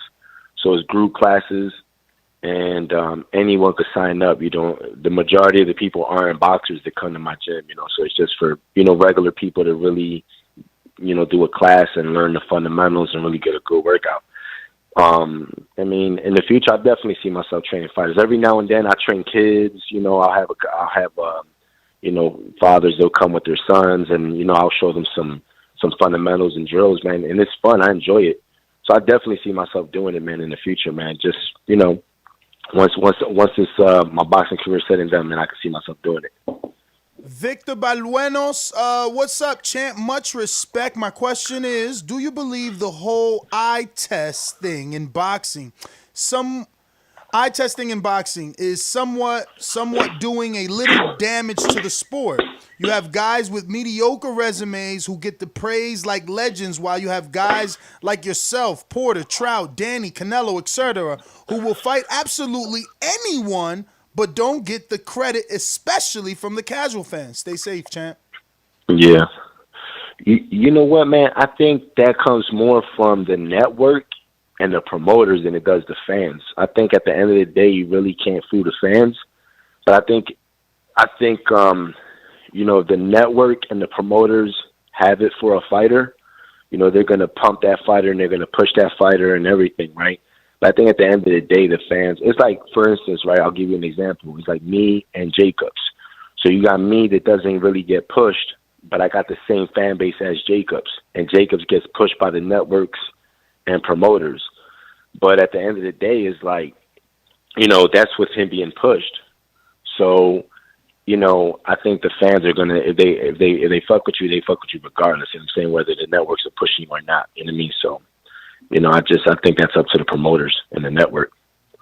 John Feliciano, hey Gabe, big fan here. Is there any fight you wish you could go back and refight because you believe you could have done better? That's kind of like the other one, unless you feel it's not. What you want to add? Yeah. Well, you know what? Here's the thing. So, you know, my career, man. You know, I fought in everyone, right? So there are moments in fights where, like, I go like, fuck, I had no business being in the ring. And I guess one of the fights I could look back where I really regret is the Willie Monroe fight. And the Willie Monroe fight, I went into that fight with one of the worst injuries I've ever had going into a fight. So I felt like that was a fight where I felt like I beat myself. Like, you know what I mean? Like, I did myself no justice because I had a torn calf muscle. I pulled a torn calf muscle 3 weeks going into that fight. So throughout camp, I just was swimming and doing a bunch of recovery. And then I got a shot of cortisone the week of the fight to kind of numb it. But my leg was not 100%. And Willie's already a slick southpaw, so he's on his toes, and I couldn't catch up to him. So, you know, that was a fight where I look back and I just really regret that, you know, that I put on that type of performance because I just, you know, you're never going to be 100, but that was definitely a fight where I was just like, I shouldn't have been in it, you know? But it is what it is, man. You just, you know, you live and learn. We got Rob Bomb Boxing in Arizona says, good evening, champ. Thanks for coming on, TBV. Is the beef with Jacobs real, or was it for show for the cameras before the Chavez fight? No, you know what? That shit, like, me and Jacobs is like, it's funny, man. Like, me and him got at it with nobody around. It was at the lobby, at the hotel lobby, at the Cosmopolitan. Like, it was after the Canelo Triple G fight. I mean, first thing in the morning, he's walking past the lobby. I'm coming down the escalator. We ran into each other. We face off. And, I mean, we had some words, and it's just, you know, there's a couple of things he said that I don't like and I don't agree with, and vice versa. You know what I mean? So, you know, we really got into it, man. It's genuine. Like, I don't hate the man. I don't hate nobody. But, you know, just the competition to shut this man's mouth up, you know, I definitely want to do that, man. So, you know, it's real, man. The drama and the beef is real. Yeah, I'm reading your post here, man. I hope we get time to get back to that. We got Nicholas says, hey, champ, much respect. What's your favorite memory at the Blue Horizon? My favorite memory at the Blue Horizon, damn. Shit, man, I had a bunch of great memories at the Blue Horizon. I actually got to fight at the Blue Horizon. Man, I guess it would be like my first time going to the Blue Horizon, man. Just the crowd is wild. It's old school, rugged, and raw, bro. And it's like the ring and then the balcony is like hovering over the top of the ring. So you're like, you got the best seats when you're sitting on the balcony. So it was just, it was great, man, because it's a legendary place where all the greats fall at, man. So it was definitely, great experience whenever you went to the Blue. Unfortunately, is closed down now. Keem in Florida says, who's your all-time favorite Puerto Rican fighter? Tito Trinidad, man, without a doubt. Tito.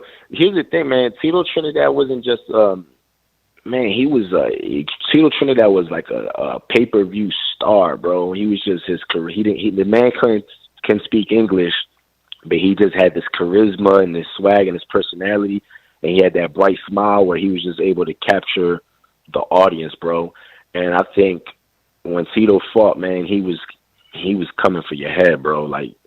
So Tito was just mad entertaining, and he was just a fighter that was for the fans 100%. All right, we got Brandon Lopez that says, thanks for taking the time and coming on to TBV.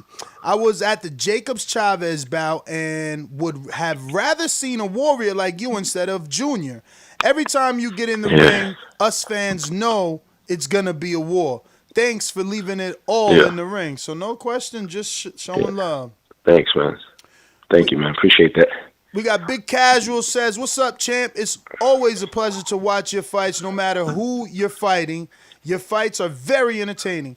With you being a vet in boxing, which one of these young champs in the middleweight or super middleweight division do you feel like you can get in the ring with and expose?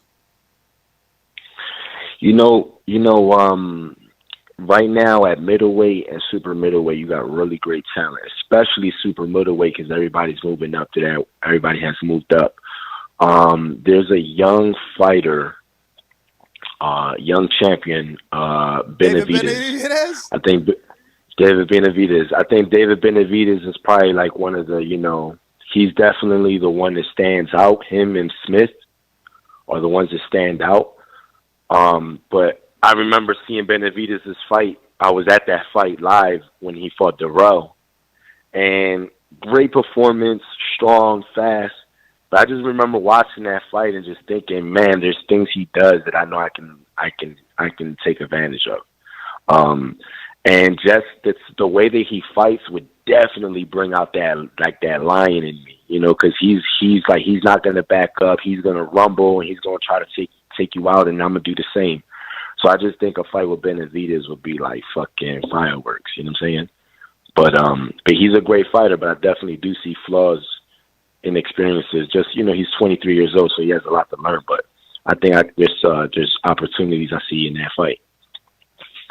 All right, we got David Maldonado says, being that you've been around both fighters, how you would see a Danny Garcia versus Boots Ennis fight going in a battle for Philly? Damn. Yeah. Well, the thing, I think a fight like that is too premature for Ennis. You know what I'm saying? Ennis got, man, one thing about Ennis, man, the kid got skills, he got heart, he got the character, the charisma, all that, right? He got the perfect ingredients.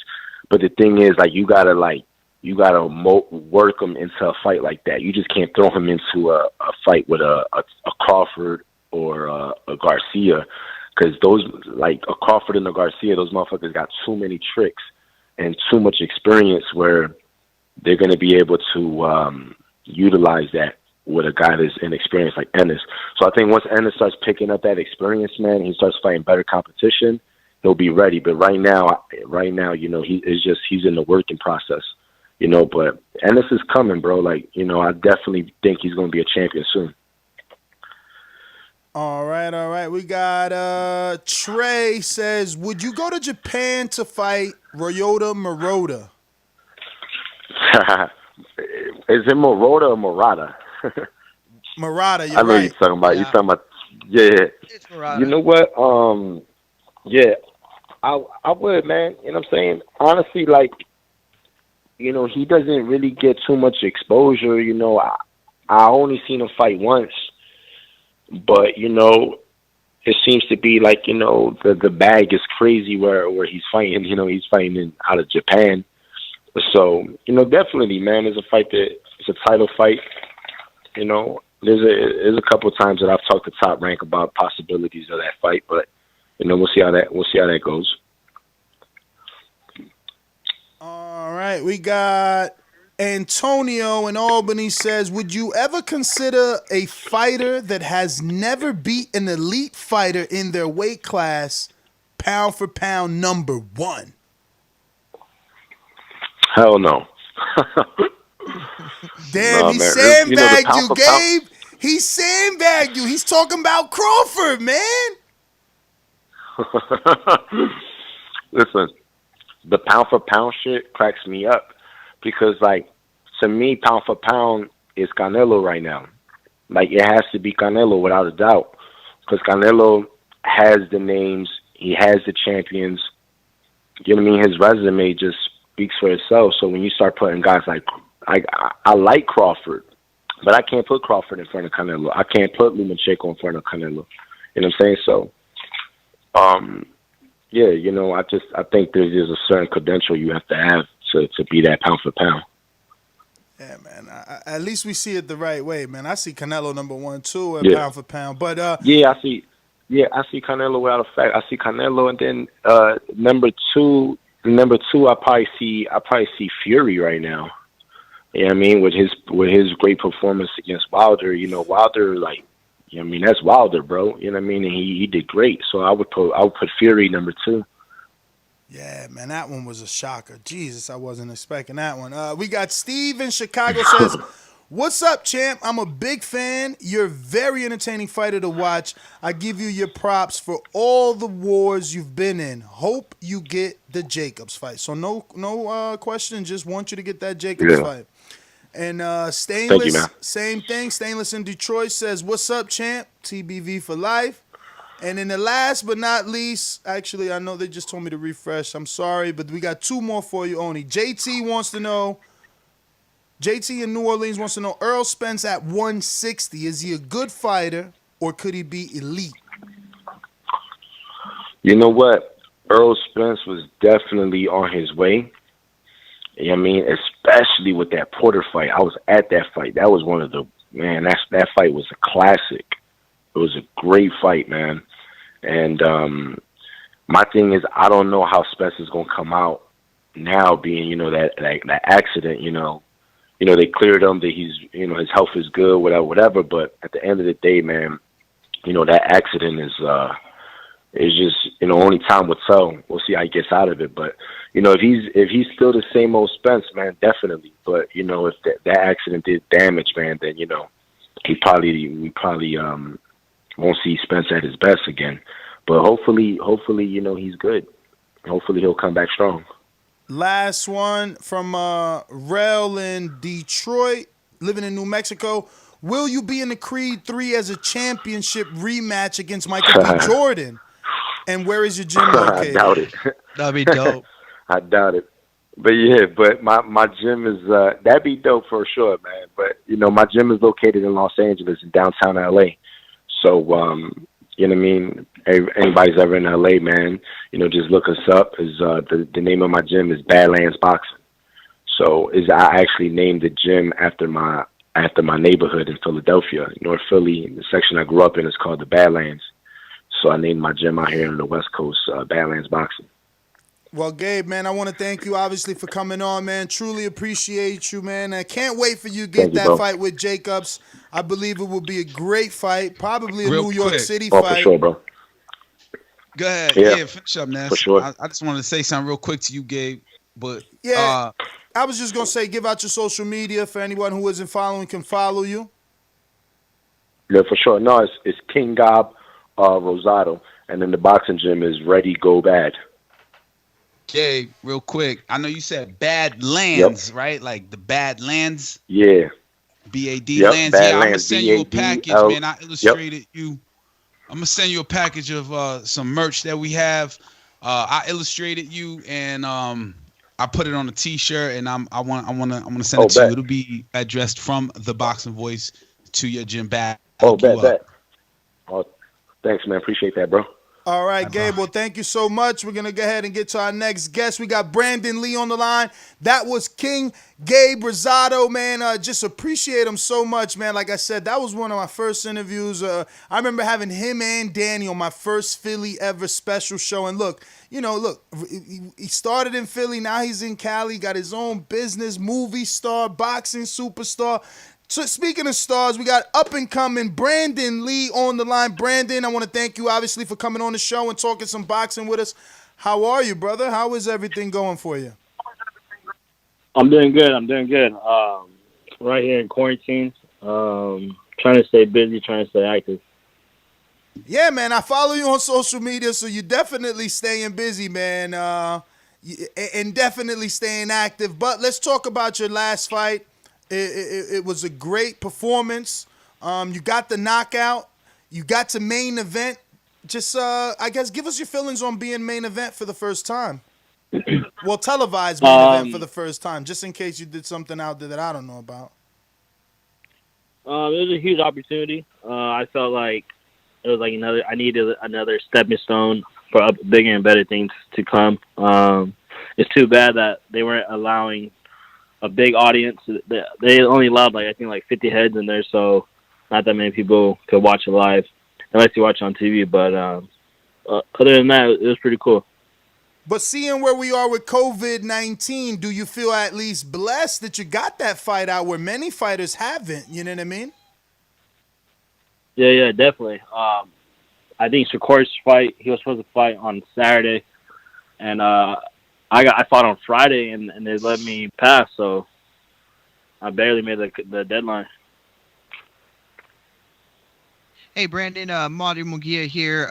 Thank you for joining us. I'm actually going to be a little more critical, not because you didn't look great, because you did, not because I don't think you're a top prospect or and you're kind of venturing into that next realm, because I do think you are that. My problem with the fight was that I felt like it went too according to plan. You got the TKO in 3 rounds. Nobody, that's great. And you did what you had to do with the fighter that was in front of you. But what can you take from that fight? I mean, you were clearly levels above that guy. And in hindsight, it's great that you got that off. But what did you take from that fight? Just getting rounds in, showing the boxing world what I could do. Other than that, I don't know. I guess be a billboard for my sponsors. Definitely. That's a good question. Go ahead, Doobie. Hey, what's going on, Brandon? It's Alex here with the Boxing Voice. Nice to have you on. What's going on? I see Nessa in the back there. I'm gonna get you, Nessa. Brandon, you have an amateur background, obviously, and we always talk about fighters having a past with fighters in the professional rankings, but you fought Ryan Garcia in the amateurs. How much do you think you've developed from being an amateur now transitioning over to professional ranks? How much do you think I developed, or how much he's developed? You. Oh, okay. I mean, shit, the last time we fought, we were like 10 years old, so I think I've developed a lot. I mean, that was 10 years ago, Yeah, you building a resume. That's what we said. Yeah. Yeah. But how much you think you've developed as far as your strong points? What speed, power? What's your thing? I mean, everything. I was only 10 years old, so the speed, power, ring IQ, maturity, height. I'm much bigger. Everything. I'm a completely different fighter, and I'm not just saying that.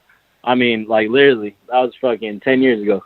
Yeah, and and the reason I'm asking all this is just for the people that are out there that probably may say, oh, you know what, Brandon Lee fought Ryan Garcia and he lost. Yeah. Just so people kind of get an idea. But yeah, go ahead, Cash. Yeah. Brandon Lee, Enrique Church here. Welcome to the show. I really don't have a question, but since I'm able to ask you, Brandon, what do you see next for yourself, man? I'm looking at your resume. I'm seeing names there, but who's in your target in the lightweight division? Who's in your future? What's your goal?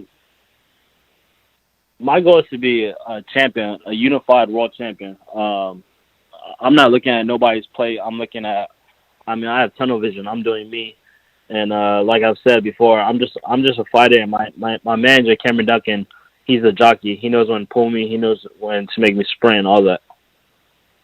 That's where I wanted to get into, man. Let me take this by the realms to get some spice out of this. How'd you link up with Cameron? Because I know him well, and I know his eye for talent. Mm-hmm. I know that he's the guy that, found Terrence Crawford and Mikey Garcia and others, So if you're with Cameron, you got some talent. How'd that connection come about? It's crazy. My father got a phone call one day, and we talked over the phone. And then a couple of weeks later, we met in person, and then boom, just like that. And how long ago was this? 2017 is when I turned professional. Okay, not too long ago. So you've been with Cameron right out the bat. Correct, yeah. Nice. Well, I'm going to get to some questions from the people because we do have actually a lot for you here. About 16 if you have the time. If you don't, we'll end whenever we do. Israel Weber in Oklahoma says, thanks for coming on the Boxing Voice. The last Showbox event was interesting because they got it in just prior to COVID shutdowns. With Dana White promoting island events with this little to zero crowd, how's that experience as a fighter? I guess meaning fighting in a venue with no crowd. I remember doing my interview for the day before my fight, and I was telling them that not having an audience isn't going to affect my performance. I take my words back. While I was fighting, I felt like, or after my fight, I felt like that I could have knocked out the guy way quicker, way better if there was a big crowd there. I feel like my adrenaline would have been pumping, and I just went for the kill much earlier. Wow, that's funny. I think Mario says that he assumed that, and you just made him right for sure. We were actually debating whether or not it would take something from a fighter if you guys kind of thrive off that energy. But we got intrigued. Mm-hmm. Yeah, most definitely. Okay, great. We got intrigue in Atlanta that says Keith Thurman recently stated he will be finally 100% healthy after his recent hand surgery. If Keith one-time Thurman versus Terrence Bud Crawford fight happens, who would you favor to win and why? Terrence Crawford, all the way. I mean, he has the boxing skills. He could punch. He has the speed. He has the reach. Southpaw, righty, all that. I forgot to tell you that Israel said whenever you're in Oklahoma, lunch is on him. Now we back to George Foster in the UK says, how many fights do you think you'll have before challenging top 10 opposition? Top 10, hopefully soon. I'm getting tired of fighting these bum-ass fighters. So hopefully within my next, 5 fights, we're fighting top 10. All right, we got Rue in the 504 New Orleans says, what are your thoughts on fighting in venues with smaller or no crowds due to COVID-19? You kind of already answered that. Yeah, unless you want to add anything to your answer, we're good. We could just give him a shout out and move on. Let me see. I feel like if I had to, I would. But if I had 3 options, that would probably be my last option, Definitely. Sonny Wood says, evening, Gladiator. Your presence on the boxing world at such a young age is truly awesome. Here's the crux of it though. So is there other notable young men such as Tank Garcia, Haney, and Taylor, and those young men fight amongst other young, and you, on the other hand, just as talented in my eyes, is a young man fighting in a group of much older men. Do you see the path? Man, he's confused the hell out of me. Did you get that? I don't know. At first I was thinking that he was gonna ask like, do I know any other decent fighters? And then he started saying about the past. Oh, he lost me on that one. Yeah, he lost me, man. He said, in my eyes, you're a young man fighting in a group of much older fighters. Do you see your path as much tougher Then okay. Because he's so much younger and he's he's saying that Tank and fought young competition, but you're young fighting older men. Oh, that's a good question. And do you think that your path is tougher because you have to be the young guy fighting the young men when they were fighting the same age bracket? I feel like once we all get to age. I mean, when I first turned pro, we had a talk with my manager that I still don't have my man strength. At the time I was only 17. I was only 17, 18, and we were trying to fight. We were trying to like take our time because, like I said, I didn't have my man strength, and you can't compare a kid's strength to a man strength. It's totally different. So I feel like once we get to that age, and once I get my man strength, slowly I'm getting it, but not fully developed. I feel like it won't be matter because that's when the ring IQ comes in. All right, we got. I by the way, I fully agree. I just want to add that you just looking at you fight over the few fights that I've seen and seen your IG and everything. Mm-hmm. Yeah, I think you're gonna get a lot bigger, a lot stronger too. Mm-hmm. I agree. Yeah, that's ahead, the plan. Because I'll be 21 in a couple in like 19 days. So wow. I mean, I feel like next year or 2 more years, I'll be definitely solid. Have you always had a body like that? I mean, it's crazy. Like you could you could probably quit boxing tomorrow and start like bodybuilding, and you'd be just as successful. Yeah. I've always been pretty built. I've always worked out. I mean, I fight. Let's say I fight Friday. I'm back in the gym on Wednesday. So maybe that's why. Oh wow, yeah, that could be it. Go ahead, Ness. Sorry. All right, we got Jemmy in Delaware that says, my man Brandon Lee, and he got the Mexican flag, and I believe that's the Japanese flag. I'm not sure. He says, do people ever believe you're half Mexican, and can you speak Spanish, or are you another Ryan Garcia? Which food do you prefer, Korean food or Mexican food? All right, so I do tell people I'm half Mexican, and they don't believe me. And yes, I could speak Spanish. Mi corazón. No, let me see. Hold up. Mi corazón and mi huevos mexicano. And, damn. There you go. Hey, he's ready for TBV in Espanol. Yeah, let's get it. And then, yeah, I don't know. I feel like I could eat Mexican food like probably every day. And now Korean food is like the same thing. I could eat Korean food every day. So your mom's Mexican, or because I'm assuming this is your dad in the corner with you? Correct. My mother's Mexican, and then my dad's Korean. All right, we got Steve. Let me ask you real quick: which food plays better in the diet? If when you're in training camp and you're getting ready for a fight, which food can you have more of, Korean food or Mexican food? That's hard because the Mexican food I like is like burritos, tacos, rice. Okay. You can't be eating that. And then the Korean food I like is like meat, noodles. But I feel like if you had to be healthy, it'll probably be Korean food because a lot of Korean food has a lot of vegetables in it. So I would say if I had to choose which one's healthier for the diet, it's probably Korean food. Definitely. Brandon, real quick, there's a restaurant where I live. It's called Tak Korea. It's a Mexican-Korean fusion. I didn't even know you were that mix. I was going to ask, what is Brandon Lee? I thought you were some form of Asian. But that's interesting to find out. Yeah. All right, we got Steve in Chicago that says, who would you like to be your next opponent? Who would you like to be your next opponent? Someone that can give me rounds. Like I said, I've been going 1 round, 2 rounds. My last fight, that was the first time I went 3 rounds, and like my 7th fight. So it's been a while since I've gone 3 rounds. Hopefully, someone can get me to the 5th round. Victor I'm always messing up his last name. Baluelos. What up, champ? Bro, you're built like a brick wall. What are some things that you do to practice self-discipline? This quarantine has a lot of people just eating and sleeping. Help us out, man. Damn, bro. All I do is eat and sleep.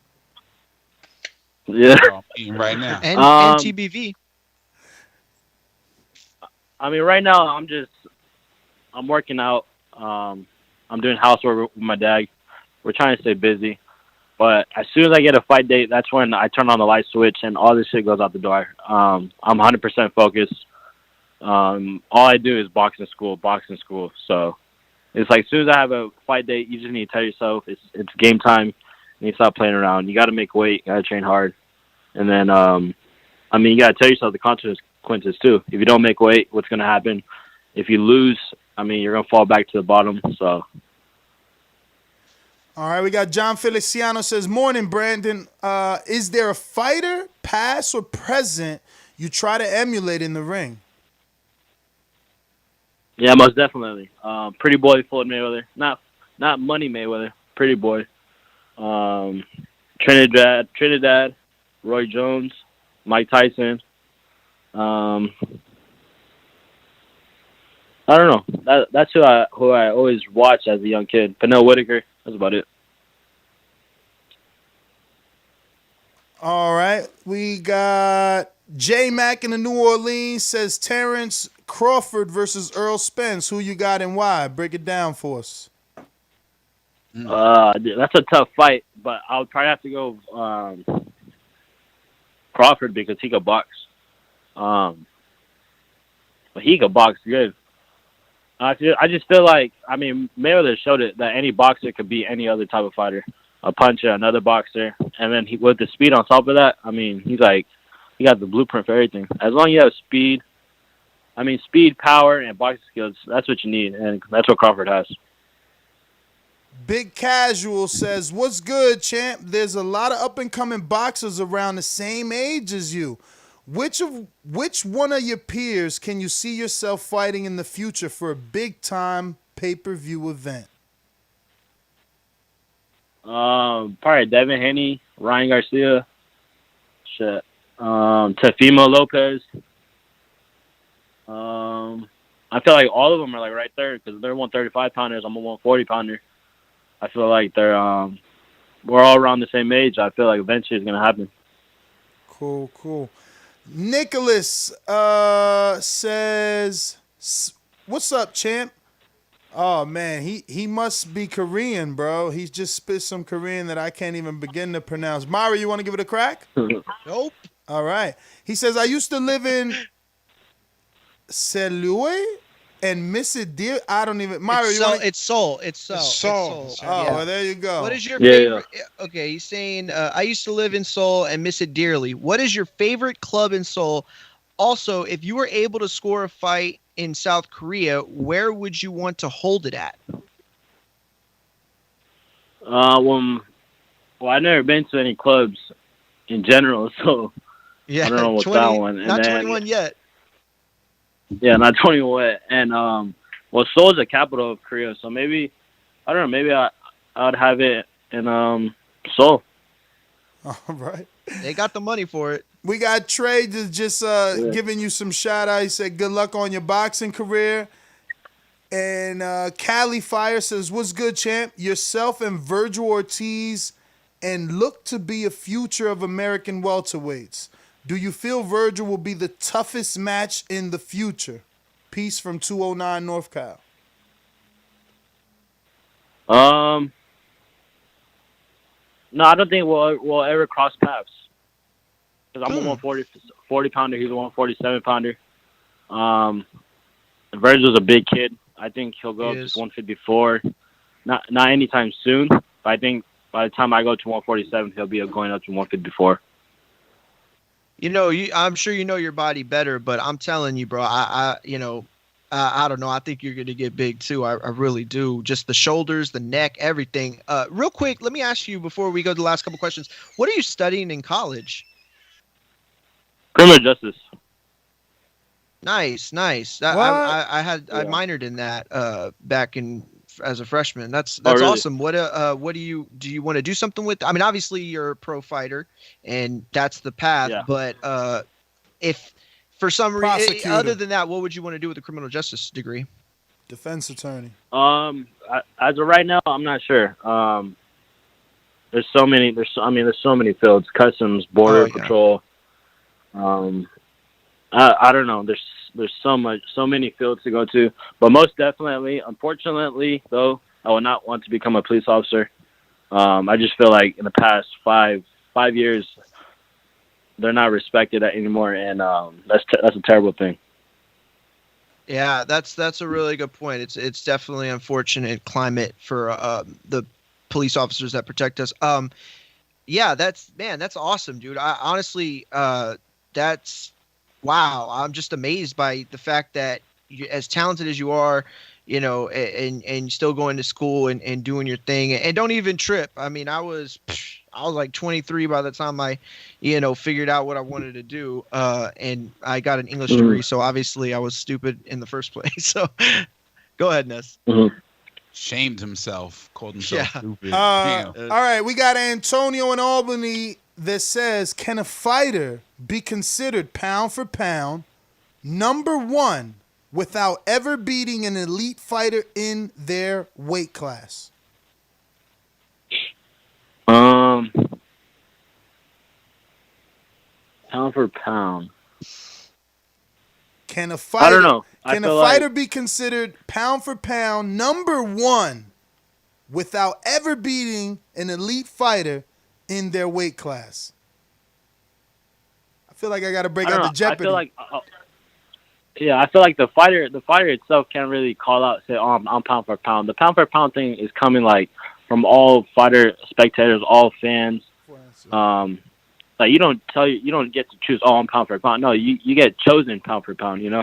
Damn, you answered that perfect. That's a sandbag question. Let me tell you, our last guest fell into the sand, and he was like, "Nah, you can't be pound for pound if you ain't beat an elite fighter." And then it's like, yo, but Crawford is considered kind of universal pound for pound, and he hasn't beat an elite in his division. So you're an intelligent man, my friend. You know how to answer these questions, man. Listen, I want to thank you for your time, Brandon. If you can, please give out your social media so anyone who isn't following and listening to the show can follow. We want to thank you again for coming on the program. As soon as you get something concrete, we want to get you right back on to announce it to our audience. Once again, thank you, brother. Thank you. You guys can follow my Instagram and Twitter at Brandon_Lee. That's BRANDUN_Lee.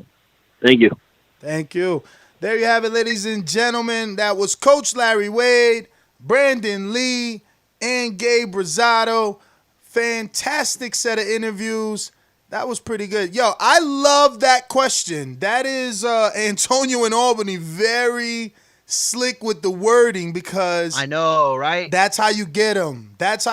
See, you got to be like Brandon. You got to be on top of your boxing and know, man. So he seemed a little frustrated about the opposition, you know, and that was something I picked up on. I'm sorry. No, Brandon, you still there? Yeah, I'm sorry. Hey, can you just get? I missed one. Jaron Ennis versus Devin Haney, at 147 though. Haney got to move up to 147. What do you think? Who wins that? Man, they're both my boys, but I'm gonna have to go with Boots. But they're both my boys. Wow. So you think it's the size then? Yeah, most definitely. Devin Haney does have a good reach. Boots has a long reach. I think his reach is like 76, 74, 76, I think. And since you're still there, man, I want to ask, since no one asked, can you just name some of the guys you spar? Because obviously, you know, the people you fought, like you said, they haven't given you rounds. So who's giving you rounds in the gym? Thomas Delorme. Nice. I sparred with Devin before. Mauricio Herrera. I'm out here in Indio, California, so I'm sparring all these Russians. Have you heard of like Wonder? I don't know how to pronounce his name, but his nickname is Wonder Boy. Is he trained by Julio Diaz? Julio Diaz? Correct, Joel. Yeah. Joel Diaz. Yep. Definitely heard of him. So that's where you're training out of that gym, or you just go there to get that's sparring? where I get my sparring. Okay. Exactly. I just go there to get my sparring. And right. So have you ever sparred Lucas? I think Lucas Matisse trained out of that gym for some time. Or yeah, he did. But no, I never got the chance to spar him. I think because why didn't I spar him? I think because he was fighting. He fought Pacquiao, right? Yeah, he fought Pacquiao and Postal being trained out of that gym. Yeah, that's right. That's right. He was getting ready for Pacquiao. That's right. So they wanted southpaws. Oh, okay. So you can't switch when need be. You know, sometimes. Yeah, no, I can't. I'm not that special like Boots. All right. Hey, your specialness is in the power, man. Listen, power sells tickets and, puts butts in seats. But listen, Brandon, we want to thank you. We got a bunch of callers we got to get to. But just want to thank you, obviously, for coming on the show and then coming back on to answer a few more questions for us. Once again, ladies and gentlemen, there you have it. Up-and-coming contender, prospect/contender, Brandon Lee. We're going to go out to these phone calls. Before we do that, obviously, my co-host, gentlemen, any final thoughts? Enrique, I know I've been kind of like keeping you on the leash a little bit. I'm sorry. Is that I knew we had a lot of guests, so I wanted to keep the flow. Bro, I'm just trying to get answers. You had him in a hyperbolic chamber right now. Nah, I do a little bit of reading. I don't go immediately into reading all the news like Mario and yourself, at 5 o'clock or whatever time you start. I do gaze it, read it, and if it interests me, I speak about it. That our island. Yeah, but that's because that's your role. You're a casual so the fan. Private island actually broke the freaking Eyewitness News. It was like one of the topics on Eyewitness News. So I thought, like, damn, that's interesting. They stopped the island fight. So there's no leash. I never feel like I'm on a leash. I'm the free will man. He got offended, y'all. He got offended. Nah, Cash got the ego. He got offended. Don't go down that route. Yo, he got offended. Wait, is that Doomy from Boxing on the panel? Yo, Doomy from the Boxing Voice? Hey, Enrique. It's either me or Khabib Nurmagomedov. I'm with you, Enrique. Why does he got to tell every guest he's Alex from the Boxing Voice? Like, they don't know they're on the Boxing Voice. I used to do that all the time, though. Like, honestly. You can do that, but on a show? You calling because it was a show, like I would be on the show and then I would like cover fights back then heavy. So I just got so used to doing that. Plus, if Ness might forgot, but for like 4 or 5 months after we lost our first booker, I was the booker for the show. So, you know what I mean? Like I'm calling publicists, I'm calling fight, and dude, it was just ingrained. So honestly, when he does that, I don't even notice it. Hey man, y'all can't blame me for nothing. I follow any of the skippers' leads. So if only I said it right at the It was probably me, shit. You could have been like, hey, this is Doomsday from the Boxing Voice on the Boxing Voice podcast. Yeah. Welcome to the show. Nah, man, it's redundant, dog. That's all. I know it's redundant, but the point is that he's saying it on the show. Yo, repeatedly in the chair and shit. I'm like, what's going on over there? I did enjoy Gabe Rosado a lot, actually. I enjoyed them all. He's that fighter. Yeah, but he's the fighter that you feel me personally feel more connected to. Yeah, Cash, you got that shirt. You got that shirt. He's Rican. I'm Puerto Rican, rather. Oh, okay. I feel you. I'm like a Puerto Rican fan of fights. I'm half Colombian, by the way, just if you didn't know. But my mother's side is Puerto Rican. I feel more Puerto Rican than Colombian. There's a lot of pride in Puerto Rico when you go there. There's a lot of pride in boxing in Puerto Rico. You seem more Puerto Rican than anything. I didn't even know you were part Colombian.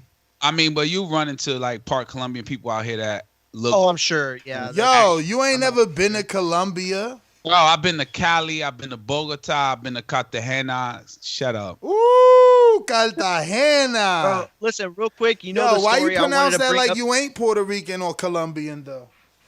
He's like, I've been to Bogota. I've been to Cartagena. Yo fui pa Cartagena y pa Bogotá y pa Cali. Mi papá es caleño. Yo, is it disrespectful? I don't remember who asked it, but is it disrespectful to ask like fighters if they don't Mexican fighters if they don't speak Spanish? Like, oh, you don't speak Spanish too, like Ryan Garcia. Like that does that sound disrespectful? It's a personal thing. It could be disrespectful. Okay, yeah. It depends. I wouldn't take it personal if somebody asked me. I mean, if you're an entertainer, you can't take it personal, and he's an entertainer, man, and that's what Blair the Flair Cobbs understands, man. You are an entertainer, so it's expected of you. The same way Canelo came out and people were expecting him to learn English and Cotto too. Oh yeah, that's a good. Oh, that's a good people one. Was tight.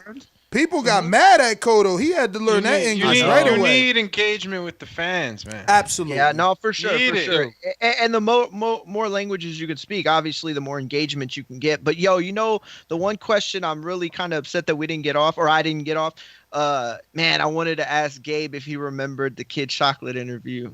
You remember that, Ness? Oh, Yo, when he called him Chris Brown. Bro, he called him Chris Brown, and then called him Chris Brown because just for context, because Gabe had his hair painted yellow back then, blonde rather.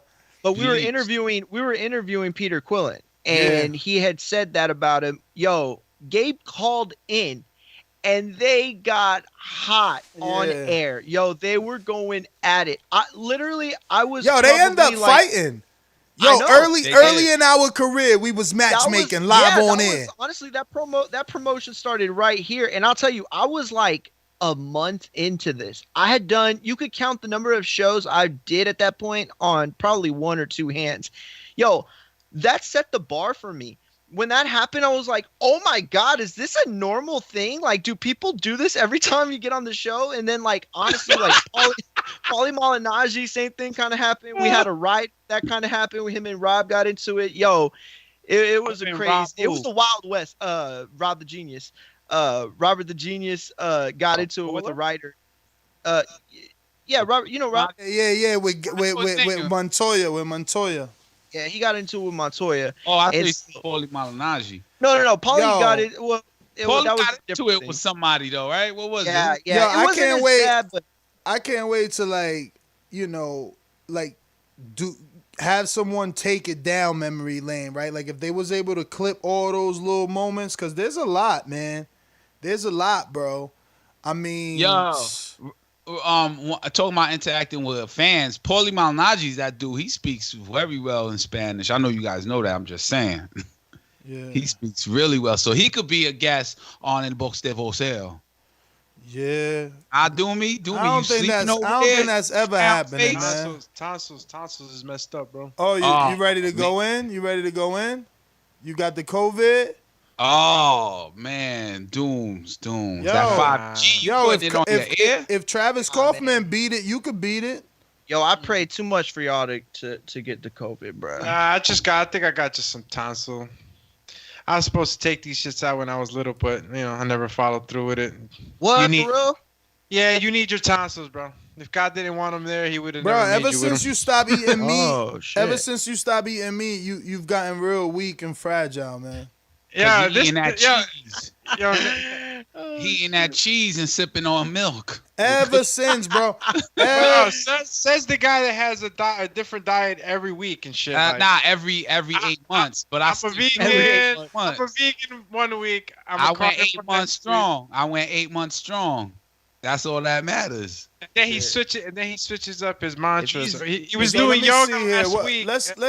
What's the notes here? Let's get out to these go to the notes. next topic. Yo, and honestly, I was about to say too, if Enrique we handled Prograde, we handled Prograde, we slightly touched on Haney. I think this is something that definitely needs to be touched on before we open up the lines, because I kind of want the caller's reaction to this.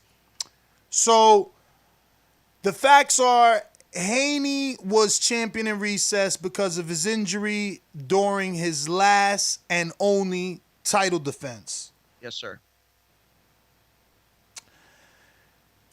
He was supposed to fight the winner of Fortuna versus Luke Campbell for his own belt because of the injury. But due to COVID, he's been able to heal up, and he petitioned to the WBC to reinstate him, and they have. So Sampson Lewkowicz, the promoter of Fortuna, has come out and said that he is not fighting Haney next. Instead, they're going to respect the contract that they have with Luke Campbell. They're going to petition to the WBC to put a WBC interim title on the line and let the winner face Haney next. I'm saying, why is everyone ducking Haney now? This is just crazy now. Nobody wants to fight this dude. And look, I know it's not Fortuna. He's not his promoter the same way that Benavidez is not Sampson. Benavidez wants to fight Plant. Sampson doesn't want him to fight him right now. You know, Haney wants to fight Fortuna. Sampson ain't trying to hear that shit right now. But for Haney, it's really unfair because, like, I want him to get that defining fight that we could be like, yo, man, you seen what he did to Fortuna? You know he the goods. I don't like that eye test shit that other people love. I want to put him on a pound for pound for beating people's ass. You know, and I thought that Fortuna fight was a very interesting fight. I wanted to see how he was going to handle that awkwardness. Yeah, well, a lot of people thought that he dodged it, you know, because that's what kind of a fight was being presented to him, a very tough fight. You know, him wanting that fight now, that he's good to go, but, you know, other things have to happen. I don't know. I don't know if that's a PR play or what it is, but definitely, you know, when he was injured, people took it out as a duck, and that's how serious this fight would have been for him, and putting him on the page as a no joke, you know, real deal fighter. Haney, you mean, right? Yeah, Haney. Who's that name you just dropped, Ness? Samson. Samson is the promoter to find. He's the guy that the first ever find Pacquiao and bring him to boxing. Sergio Martinez. Yep. Oh, that's the dude who walks around with like the from Uruguay. Oh, it's not the guy with that bag that we saw. He with like. Nah. The one with the bag is Sean Gibson, Manny Pacquiao's. Oh yeah, Sean Gibson. Manager now. Oh, okay. Nah, because maybe Sampson looks at Fortuna as like, yo, let's get this money first, then we go for Devin Haney, because Devin Haney might beat us, and then where do we go from there? No, that's obviously they got a deal already in place with Luke Campbell and Eddie, and it's gonna be for some decent money. But the thing is, like, listen to what you're saying now. Now you're saying, no, I don't want a title shot. I'm going to go get this money fight. Like, they ducking a champion. Like, people don't want to fight a champion. Is the whole Gary Russell thing all over again. Deontay Wilder all over again. Like, you got to fight him. He got a belt. Now you don't want the belt. People don't want to look, you know, people definitely don't want to look bad, especially when some feel like he was given that spot. I think that's what it is with him. He's gonna have to find somebody. I don't even like that angle, bro. Like, okay, he was given that spot because Lomachenko didn't want to fight him, and now look, he's championing. He's reinstated, trying to get a legitimate defense versus a legitimate contender, and he don't want to fight him. Yeah, everybody got other plans. I'm not buying that Loma didn't want to fight him. I think it was a positioning and move. You know, it was talked about in the camp. Definitely not Loma running from Devin. It was all positioning. But in any case, he's the champ. He got the belt. Who wants the sauce? Who wants to risk it? I mean, once you lose to a champion, you kind of, go barreling down the fucking pyramid or the mountain or whatever you want to call it. You're not gonna get that shot, for a little bit. So I guess nobody's urgently trying to jump into the ring with a fresh, young, quick, hard-hitting kid. Yeah, but I thought he was unproven, untested. Like, nobody wants to jump in there. You got Lomachenko talking about, oh, who's this kid Haney? He's not ready, but he ducking it. He's dropped his belt. I feel you. Let me read real quick the quotes from Sampson.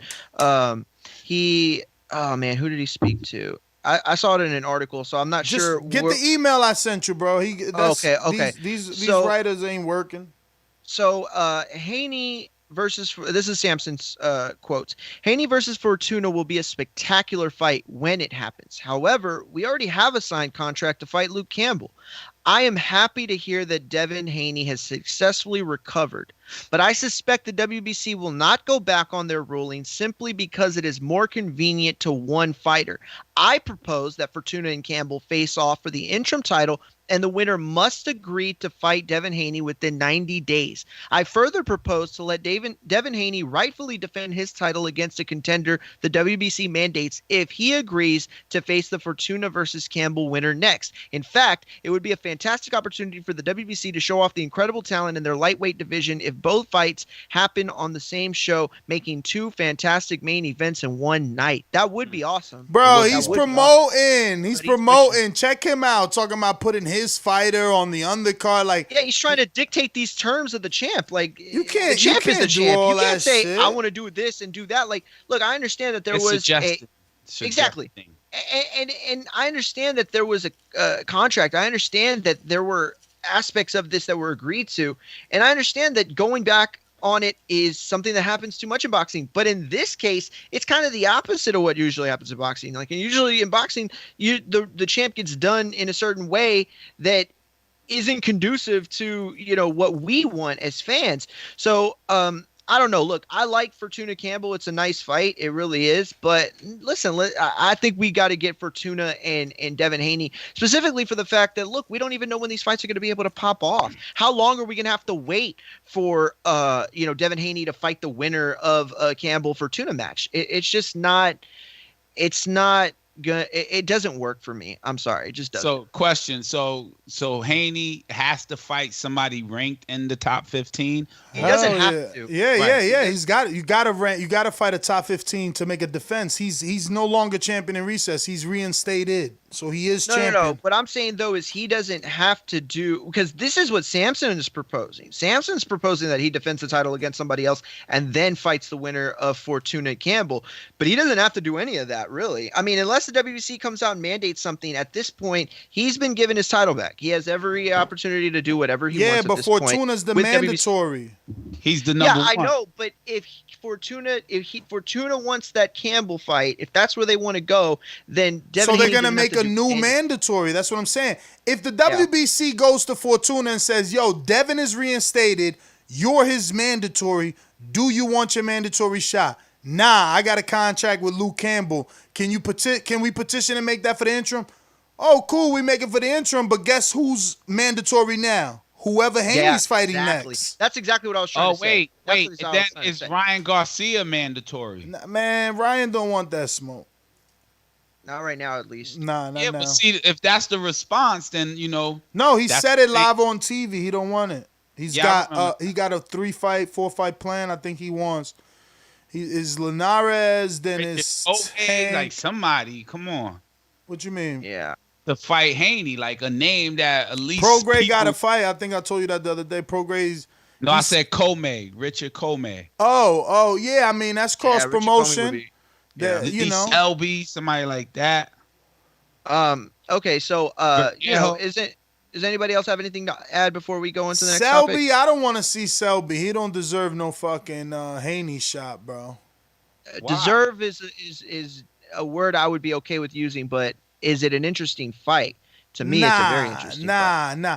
Selby ain't the test. Selby ain't the test, man. He ain't got the power. Haney gonna freaking walk him down. You kidding me? Yeah, I'm not saying I favor Selby, but both of them have an incredible combination of athleticism and skill. So, I would like to see it. But what's the next topic? So the next topic is Todd DuBoef has recently been in the media talking about Terrence Crawford and his options. And while he did specifically say that Crawford wants Pacquiao or Spence, he added Jose Ramirez and Josh Taylor to possible options, which is added to the fact that he also confirmed that Kell Brook is also an option. So he added Jose Ramirez and Josh Taylor as well as Kell Brook for options in Crawford's next fight. Which of these three options gives Crawford the most clout at 147? It's a tough question. Exactly. It's more than just clout, man. It's the business. Like we learned, I learned what makes sense. Kell Brook makes sense. Why those other names that I don't really know? at 140 too. Those guys are 140. Who gives them the most clout at 147? You're absolutely right. It's Kell Brook. These guys are not at 147. Are they amazing fighters? And These would they guys be are not amazing even fights? at 140. Absolutely. They're not even at 140. They're at 135. I'm sorry. You know what I meant. 135. Yeah. I didn't know what you meant. You a casual, man. You all in the wrong weight class. Yo, and Nah, so but like at the end of the day, it Crawford. gives these He's guys. a 147. Wait a minute. Jose Ramirez is at 140. What are you talking about? We're talking. He's still on Haney. I am on Haney. I am on. Oh Haney. yeah, no. Okay, well let me. We're talking. Crawford. Go. Yeah, man. You got to stay in Crawford the option. Listen, Todd Crawford DuBoef added options? Listen, Todd DuBoef added the names Jose Ramirez and Josh Taylor to the also confirmed Kell Brook as options for Crawford's next fight, although he did say that Crawford wants Pacquiao or Spence as well. Which of these three options gives Crawford the most clout at 147? Cash made the point, which I agree with, that Kell Brook is the guy that gives him the most clout at 147 because he's an actual fighter that fights at that weight class. The other two fight at 140, and even though they're great fights, and even though those are great fighters, to me they're not ready. It's not; those fights aren't ready. Jose Ramirez and Crawford could be a huge fight with the potential in the next couple years. It really could be. I see Jose Ramirez's star rising to those lengths.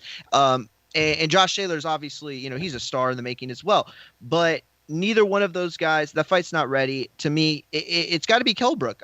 Despite the sexiness of those two names, Kell Brook is an actual person that fights at that weight class. Why do you keep lying, bro? About what? You just over and over. Kell Brook is an actual person that fights at that weight class. Why the fuck you lying? Why you always lying? Would you rather see him make these guys come up in weight? Brother. To fight at 147. Brother, let's ask ourselves, you a casual. Let me ask you this casual question. Ain't that casual? What do you think is more difficult for a person to move from 54 down to 47 when they haven't fought at 47 in over 3 years, or to move from 40 to 47 when they never fought at 47? Well, you know that phrase, they made him suck up to that weight, 147. So, suck down rather. So it's going to be one of those that when he wins, it's going to be like, well, he sucked him down. Thank you. And he's a casual, Bob Arum. But how much? You can't fool him, Bob Arum. Did people give Spence for beating Mikey Garcia? What? Well, How much credit did people give Spence for beating Mikey Garcia? 340 something thousand pay-per-view buys and 48,000 tickets credit, bro. Come on. Yeah, but I'm not talking about the business of it. I'm talking about my man.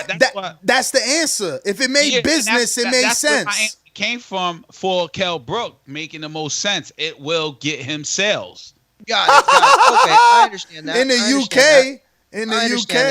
And that is why He's Bob not Arum wrong. like, look, let's do this. Boom. Who's Jose Ramirez? Yo, what's funny is Coogan asked him, like, would you be willing to come to the UK? He was like, nah. I mean, why would I do that? I'm the champion. He got to come to my home. So there you go with all that crossover. So out of the three, Ness, who would you prefer? If he was going to pick between Taylor, I'd prefer him to fight Todd DuBoef.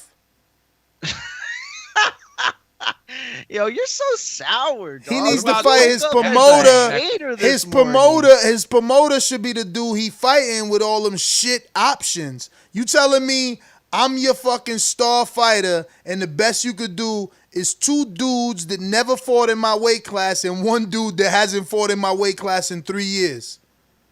Yo, you guys are doing a perfect job of keeping me pound for pound. Why the fuck you lying? Listen, man, you know what? Now I'm starting to think about it. I think that Doomy is actually such a really good friend to you because he knows that you're getting so crazy that he's reminding you that you're on the Boxing Voice. I think that it's not for the guest. He's not telling our guest, yo, this is Doomy with the Boxing Voice. He's just sliding that in so you remember because you talk that crazy talk too much. Too much. I have no clue what all that was. I think I know because you're crazy. That's what I was gonna say. I think he meant you're crazy. My man went around the block Circumnavigation is a specialty. That's that senile shit acting up. Yo, It's all what's good, that man. Cup? What's in that cup? Yo, Todd. Oh, he drunk. You know he drunk. That's soda. Bro, I'm looking at Ness like, damn, he over there puffing on the goodness. I know, man. I get mad every time I see him. I get mad, bro. And my Yo, fucking so you said Ramirez is too soon. I said neither of them fights. What y'all picking so we can open up these lines? Do me, what you think? Kell Out of Brook, I those three said. fights. What gives him the most clout? Put it that way. Brook. Who gives whom the most clout? Who gives Crawford the most clout? From these guys? Between those three, Taylor, Ramirez, and Brook. Look, man, again, you got the hardcores, you got the casuals, you got the people that just want to see the glitz and glamour of fighting. But if you're going to tell me, which one of these guys is going to make Terrence, and look, Terrence just has always had this kind of dark cloud around him, and that he hasn't fought the truly the best and all that, but he's fought tough opponents, and he needs that name that's going to make him official, and it's not Kell Brook, okay? Not Kell Brook, and it's not Josh Taylor. I think the guy is Jose Ramirez.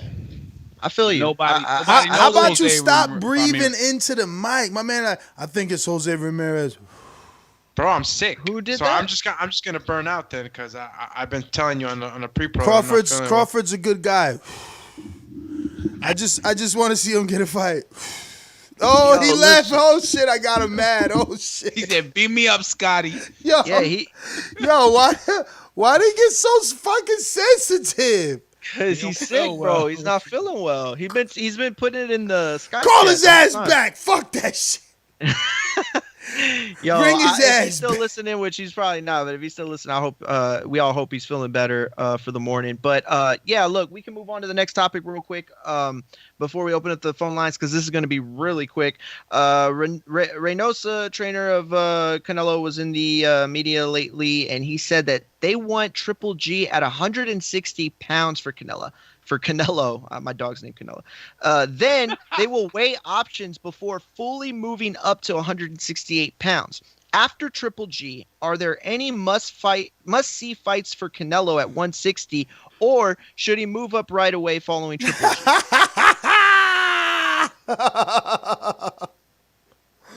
Yo, I so badly want to say move up so they can get mad. But nah, obviously Charlo, right? Like, give Charlo his shot, man. Is it a must-see? Hell no, it ain't must-see. Not unless Charlo has a fantastic end of 2020 somehow. But what I'm asking, though, do you think that, let's say he moves up, is that going to be like his Margarito? You know what I'm saying? With Mayweather? Is that going to be his Margarito? You get what I'm trying to say? Like somebody that everybody keeps pointing back to and like, oh, you dodged I don't know. him, I don't know. It's gonna take Charlo, bro. He needs to do that to get the demand. He needs people to demand that fight. Why do we keep bringing up? Like, I keep hearing you bring up Margarito when he's not official. Well, no. It was a metaphor. What I was saying is that when Floyd. Mayweather, yeah, exactly. When Mayweather was there, I don't believe that. The only reason I use that as an example, because I knew that y'all would understand what I'm trying to say, is Jamal Charlo the fight that people would point at and say Canelo never fought him. If Charlo moved up and fought Benavidez and beat him, or maybe. I don't know. There's no one there, bro. Chris Eubank doesn't do it. Like, Chris Eubank doesn't all of a sudden put you on this level that Canelo is sticking around. He's going to lose extra pounds to fight you. Like, get the fuck out of here, bro. It got to make sense. I feel you. I feel you. Before we go to these calls, I just want to put this out there because I thought it was a really good topic, but I found it too late. Broner claims that he is ready to focus on boxing and say goodbye to social media for now, calling it a distraction in a lot of ways. He hinted during this, actually all this came out on social media, which is kind of funny. He hinted at the most prepared version of Broner gets back to a weight, and he said it himself, 130 to 135, which he called his natural weight. The question is a focused Broner a dangerous Broner, or is it simply too late for him? And is an Adrian Broner still financially viable without the drama? And now you can include fights ranging from 130 to 147, depending on the likelihood, in your opinion, what he can and cannot make. Obviously, he knows his body better than me. I don't think he could make 130, maybe 135, but obviously I'm not him, and I don't have a crystal ball. So, man, just if he went into camp topic. for a year, if he went into a camp, if he just went to Coach Cunningham's and stood there, and just worked for a good 6 months, something like that, he'll get the weight down. He's got to get the discipline. Listen, I think anyone with the level and skill of Broner, if they applied themselves, would definitely get some good results. Yeah, I think you go. Social media is a distraction. It's part of being cool, and cool ruins discipline sometimes in the sport like boxing. Maybe he's well said.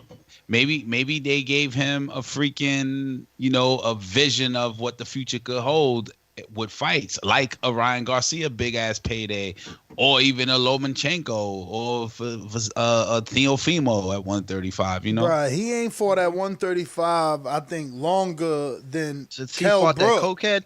Longer than Kell Brook. Kell Brook ain't fought at welterweight in 3 years. I think Broner hasn't fought at 35 in more than that. Yo, the last fight at 135 for Adrian Broner was he did get down to 138 in one of those fights, but the last fight was against Gavin Reese. That was 2013. Damn. And the last time he fought it, I was right. The last time he fought at 130 was against Eloy Perez. And if you don't remember, Eloy Perez ended up testing positive for cocaine immediately after the fight. Yo, he got choked at the weigh-in by Broner, then popped for coke. His career was over. Wasn't that the first guy that Broner humped? No. Broner choked him. Broner choked him. I remember during the fight, though, he did some weird stuff. But look, I'll say this. When Adrian Broner was at 130, 135, there were very few fighters that impressed me on a regular outing, than him. He looked amazing. He always sounded amazing, but I don't know, man. I think that Adrian Broner always had the skill set, and I think he'd be a very dangerous fighter if he were to cut the crap, focus, really, really focus, like for real. The dude is a god. He want that Haney money, man. Let's cut the shit. He want that Haney money. That though, like he's you said it. You say it all the time. He is a financially viable fighter. But he got to make the weight. He got to make the weight. He got to make Eddie believe him that he's gonna make the weight. Eddie and his partners ain't trying to have another Julio Cesar Chavez Jr. on their hand like in Arizona. You know what I mean? I feel you on that. But that's about it. There were a couple other notes. Maybe we can get to them after a few callers. But the number to die. Oh wait. Oh, never mind. I'm sorry. Speaking of numbers, you already know. The number to call in, 1-425-569-5241. Press 1 one time. Voice your opinion right here on the Voice of the People hotline. These calls are brought to you by El Camino Electrical Services, experts in electric vehicle charging stations. For consultations and turnkey installation, visit us at elcaminoelectricalservices.com. Remember to rate us 5 stars on iTunes.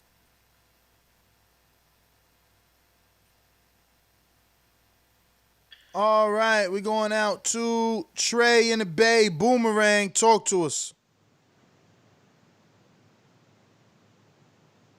What's up? Can y'all hear me? Yep. Yes, ma'am. Hey, I feel like this. They may not be scared. They may not be ducking, but it's obvious nobody wants to fight Devin. I think now is the time to beat him if you're going to beat him. He's green and coming off an injury. So I don't know why everybody's trying to keep letting him develop before they want to fight this kid. I don't get it. I don't know. Loma drop his belt? Shut up, little boy, I hurt you. Broner give me $20 million. Luke Campbell I'll fight everybody but Devin. Fortuna like, I'll take Luke Campbell. I mean, I don't know if they ducking him or not, but the boy can't fucking buy a fight. Anybody got a reason? Anybody seeing something I can't see? I don't, but I absolutely agree with you. Now's the time. Yeah, I'm thinking he's going to be more of a problem in a couple years. I felt like Loma had a chance to actually beat him. But I mean, you let this kid get a couple years and get a little more pro experience, he's going to be a real fucking problem. And then they can't ignore him. So maybe that's what it is. All right, that's my first call. All right, Trey, thanks for calling in. We're going out to Atlanta. Hell no. He mad because I get the better fights. He mad because they still like me more. He mad because I got better numbers. He mad because he can't beat Keith Thurman. That's why he mad. Hell no. So once when I get on that stage and I come at you, better not duck me, son. You better not duck me, son. I'm telling you. Dope ass intro. Finally.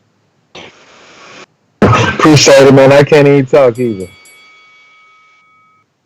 Oh, okay. So just as that then. All right. Then we going out to Detroit's own. Red belt, black belt, WO and green.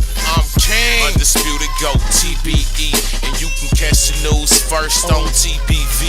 Voice of the people now let me speak. Scientists of the sweet, BOXING. Yo, TBV, what's good? What up? Yo, it's Thursday in this bitch. You know how I get down. If you got it, light it up.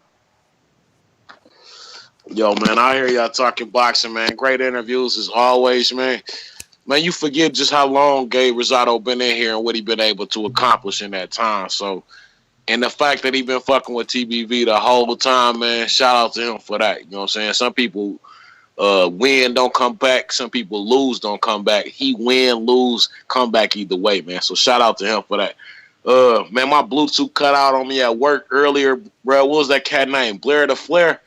Yeah, man, y'all need to, Blair the Flair.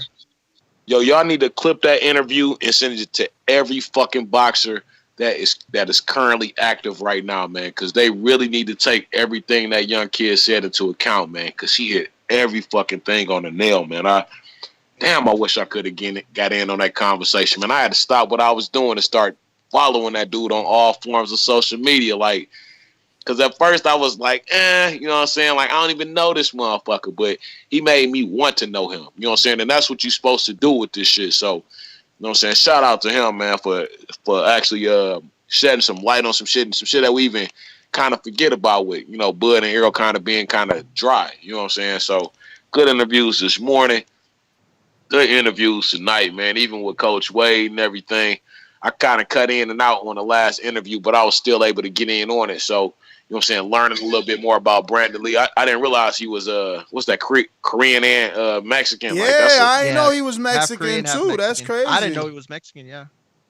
Yeah, you know what I'm saying? So shout out to TBB for all these fucking teachable moments in this bitch. And Mario, you there? Next, gonna play Intrigue, the Incredible new intro for him one more time. Cause tomorrow I'm coming for you, bruh. I did not forget. Don't let my weed smoke, you know what I'm saying, convince you something else going on. You know what I'm saying? We can get down into semantics how you want to do it. I said freestyle battle. I'm not really a battle rapper, but I like to, you know, I'm real competitive with mine. So you want to write it out, you want to freestyle, that shit don't matter to me, bro. I'll be right. Man, you know Mario already wrote it, bro. He already wrote it. Bro, I ain't worried about that, bro. I already wrote it. Bro, I will burn a blunt and then burn you down, bro. Play Intrigue intro for me one more time so you know. Love it. Hey, listen. I'm gonna let you call it. You want to do one long round? You want to do 1, 2, 3 rounds? Whatever. I'm gonna give you. Even though I got home field advantage, I'm gonna defer the coin flip to you. So I'm deferring. That boy to talking you. like he Keith Thurman. Yo, listen. Okay, wait. Bro, first of all, it's got to be 16 bars only. You ain't going 3-round raps. You know why he say that, right, Ness? Because every time I've been doing like 100 bars and running. Yo, but I could keep it to 16. I wrote way more than that. Well, not way more than that, but I wrote more than that. This guy thinks he's freeway. I'll freestyle the second round. I don't care. Like, I'm not bad at freestyling. I just, when I come on here, I come to impress. You know what I mean? But I'm telling you, Stainless, look, I respect you. You got skills for real. But if y'all didn't know, you know, I'm the reason why a couple callers stopped calling, because, you know, they call me out and then I come and then they disappear. Bro, so you saying you unsigned hype? Oh no, he ain't disappearing. No, he ain't going nowhere. You saying you unsigned hype? Got bars. Your favorite rappers from Detroit. You're right. You're Who, right. M? Sean from Who, Detroit. M? Yeah, M, my favorite rapper. Enrique's right. But yeah, it's gonna be fun. At the end of the day, you know, say what you want. I got thick skin, and it's gonna be fun, man. It's gonna be fun. We don't got no fights. So my money is on Mario surprising a lot of y'all. See, I heard him rap before, so I know his skills up. Y'all gonna be the ones like, what? Word? But I didn't know Mario could rap. Can it be felt? Nah, he got good delivery. It gotta be felt though, Mario. It got good I delivery. stayed on the boxing tip like Ness wanted. I got some bars that are gonna be like, blow your mind. Blow your mind. All right, let me see. That was Boomerang, Stainless. We going out to Ringer, Rel, Detroit. What up? Yo, what up? What's hey, going that on? shit was funny. Mario started sounding gangsta and shit once he started talking about rap music. Hey, that was a good question, by the way, Rel. What was? Oh yeah, it was. But I just want to say shout out TBV. Thanks for having me. That's great interviews. I like the Coach Larry Wade interview. He taught a lot about, you know what I'm saying, strength and conditioning. I learned some things from him. Shout out to Gabe. I'm gonna visit his Badlands gym in California when I get the chance. I was gonna say, first topic. It was about what was the first topic about? The island. Eddie Hearn getting the island, according to Regis Prograde. Not the Okay. Eddie Hearn thing. I can't speak on that. I'm talking about the topics y'all just covered, the 4 topics. We talked about Devin Haney being reinstated as WBC champion and Fortuna. Okay, go ahead. Yeah, so for Devin Haney, this the thing. Y'all got to watch what's happening around Devin Haney. You got one of the best pound-for-pound considered fighters in Lomachenko, who decided to take the franchise belt and just hand Devin Haney the WBC. And he wanted to fight with Lomachenko. But, you know, Lomachenko's the bigger star. He's more accomplished in the sport, so, of course, he did it that way. So, also, from Fortuna's perspective, you have to see that he just came off 2 KO losses. He got a body shot loss to Tank Davis and an incredible left hook from fucking Ryan Garcia. So his team don't want no more elite shit right now. And Fortuna didn't lose to none of those dudes, dog. You thinking of Fonseca. Oh, shit. I'm thinking about Fortuna beat Omar Douglas. And I think the last fight he fell out the ring. That's his favorite fighter. And he fought Robert Easter Jr. Yeah. Yes, sir. Okay. Controversial loss. And he knocked out Yandel Evans from Akron, Ohio. That was dirty. Well, with that, I got to go back and do some research. I was thinking Fonseca. You're right, now that I think about it. What was the second topic? The second topic was regarding Todd DuBoef adding Jose Ramirez and Josh Taylor to the names of potential Crawford opponents for his next fight, including Kell Brook too. Yeah. So for Crawford, I only see it one way. I see it against Kell Brook. Now, I do see that fight in America because Crawford is the A side, but Kell Brook is the kind of fighter that could bring a crowd to America anyway. And I say Kell Brook just because of the fact that he beat an elite welterweight in Sean Porter. You know, Sean Porter wasn't at his prime at the time, so I'm going to give Sean Porter the benefit of the doubt. And Kell Brook also took a loss to Errol Spence Jr. So for Crawford to get Kell Brook next and see how he does then I feel like that'll be. Yo, Sean was definitely in his prime. He was a champ when Kell Brook beat him, man. He was just young, but he had already had Devin wins and Paulie wins, Phil LaGreco wins. He already, I mean, tough fight because Kell Brook was allowed to hug like a motherfucking. He was a pamper. He was a pull-ups huggy, a pamper. Yeah, man. I always wanted them to run that back, but bruh, IBF. I'm not dying to see it though. IBF be doing Sean dirty, bruh. Like he was just a WBC champion, lost to Earl, another champion, and they got him ranked like number 12 in the sanction. And like they ain't shit. Crazy. Nah, they stay dogging him, bruh. He lost to Kell Brook that one time, and they dropped him out of the top 15. We're going to Getty Harlem. What up?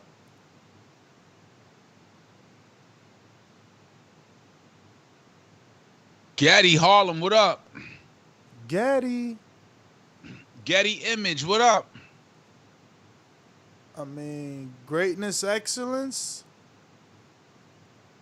What's that? All right, you just listening then. We're going out to California Zone. Mr. Info Joe. This portion of the show we call In the Mr. Know, Info Joe. presented by my brother.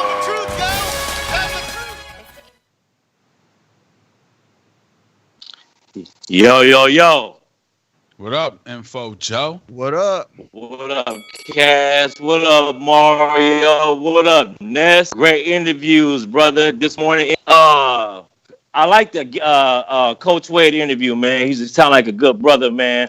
And like you, Ness, for sure, I thought he was gonna say Sean Porter is the most disciplined, his hardest worker. I was shocked when he said Caleb Plant, but I guess we seen,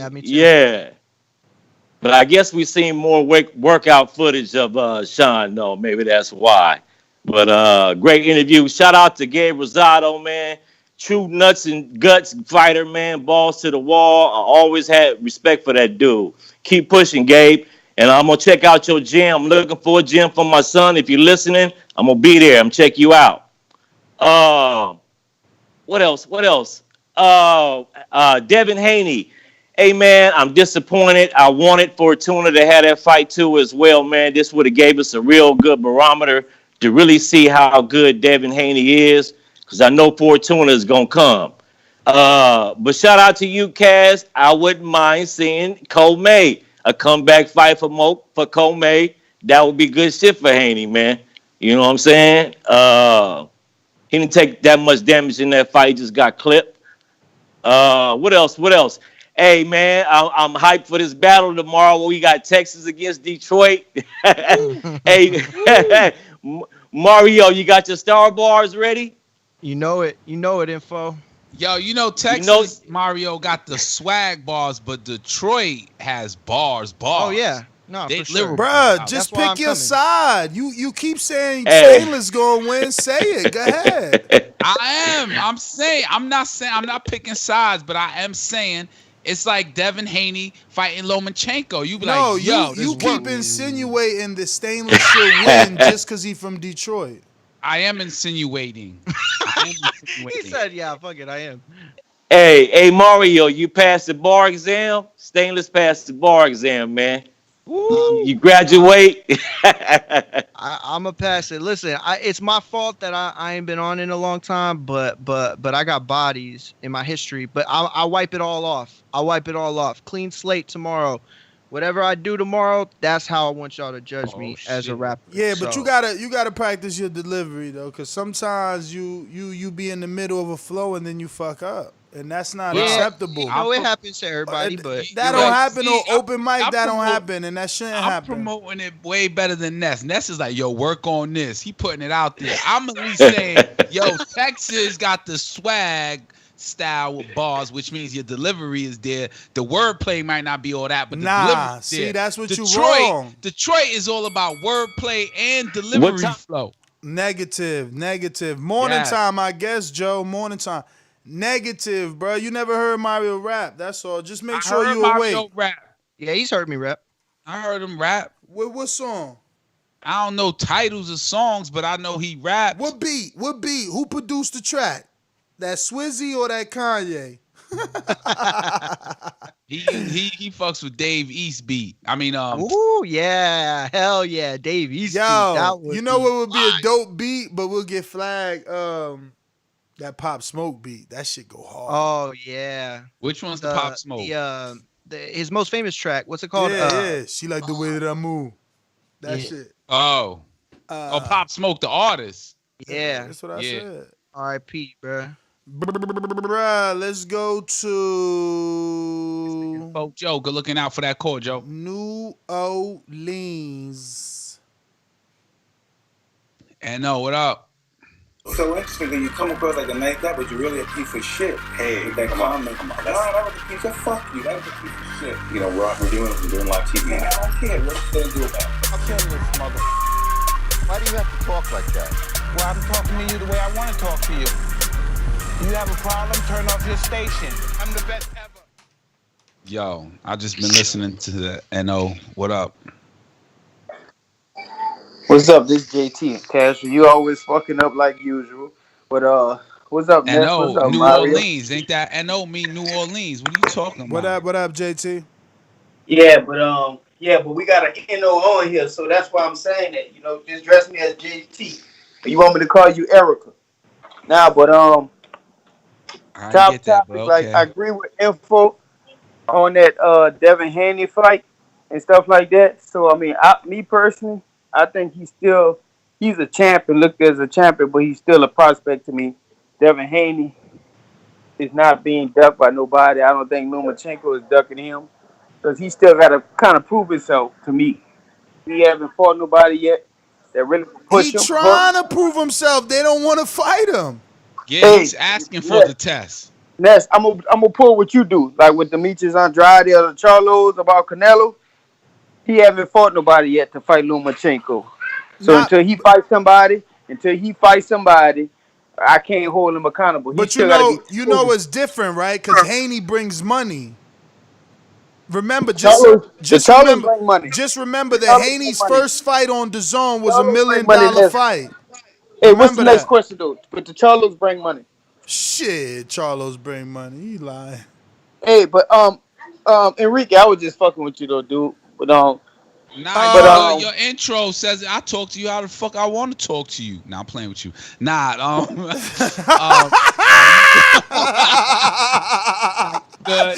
intro. What's the next question? Before intro gets me hype. All right, the next question is Todd DuBoef adds Jose Ramirez and Josh Taylor, also confirming Kell Brook as options for Crawford. Which of those options gives Crawford the most clout at 147? You know the funny thing? It might be Kell Brook, but then again, it might be Josh Taylor. I don't know, because Josh Taylor might have a stronger fan base probably than, because Kell Brook coming out, it's a tough fight. I think he beat them all, but I don't think he get the credit because they're going to keep saying they got to take guys to come up from 140 to fight him at 147. He ain't fighting Errol Spence. He ain't fighting Keith Thurman. He not fighting Danny Garcia. So I don't think he still going to get the credit he deserves. So the best option probably is to fight a Kell Brook over there. So that's all I got to do. Oh, Yo, what's up? No, what's you up? want this one, but you ain't gonna have enough time. Let's see how fast you are. Eddie Reynoso said they want Triple G at 160 for Canelo. Then man, I don't want to see that. I don't want to see that fight, man. He 38 years old. Canelo need to go fight a young, hungry lion like them Charlos. I've been telling you that, Ness. And good interviews though. With Wade and Rosado. I always like Rosado. I like his heart and stuff like that. He have a good skill. I just think he always been on the bad end of the deal, but he always came to fight. And I just like how he approached the game. But a good interviews though.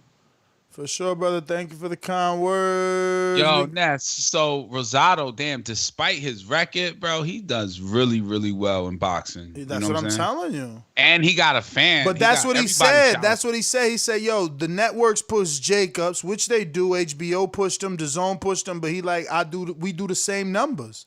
Like, I know. He got a fan base, so. And he won that over Golovkin loss. Because that's where I learned about him. He won that. What? Say what? He won that fan base. He said his fan base. Yeah, because he stepped up when nobody else was. Right. We got Sid Orlando. What up? Shit, not much. Just wanted to say good shit on the interviews. Shout out to Gabe Rosado, and I'm just listening, man. All right.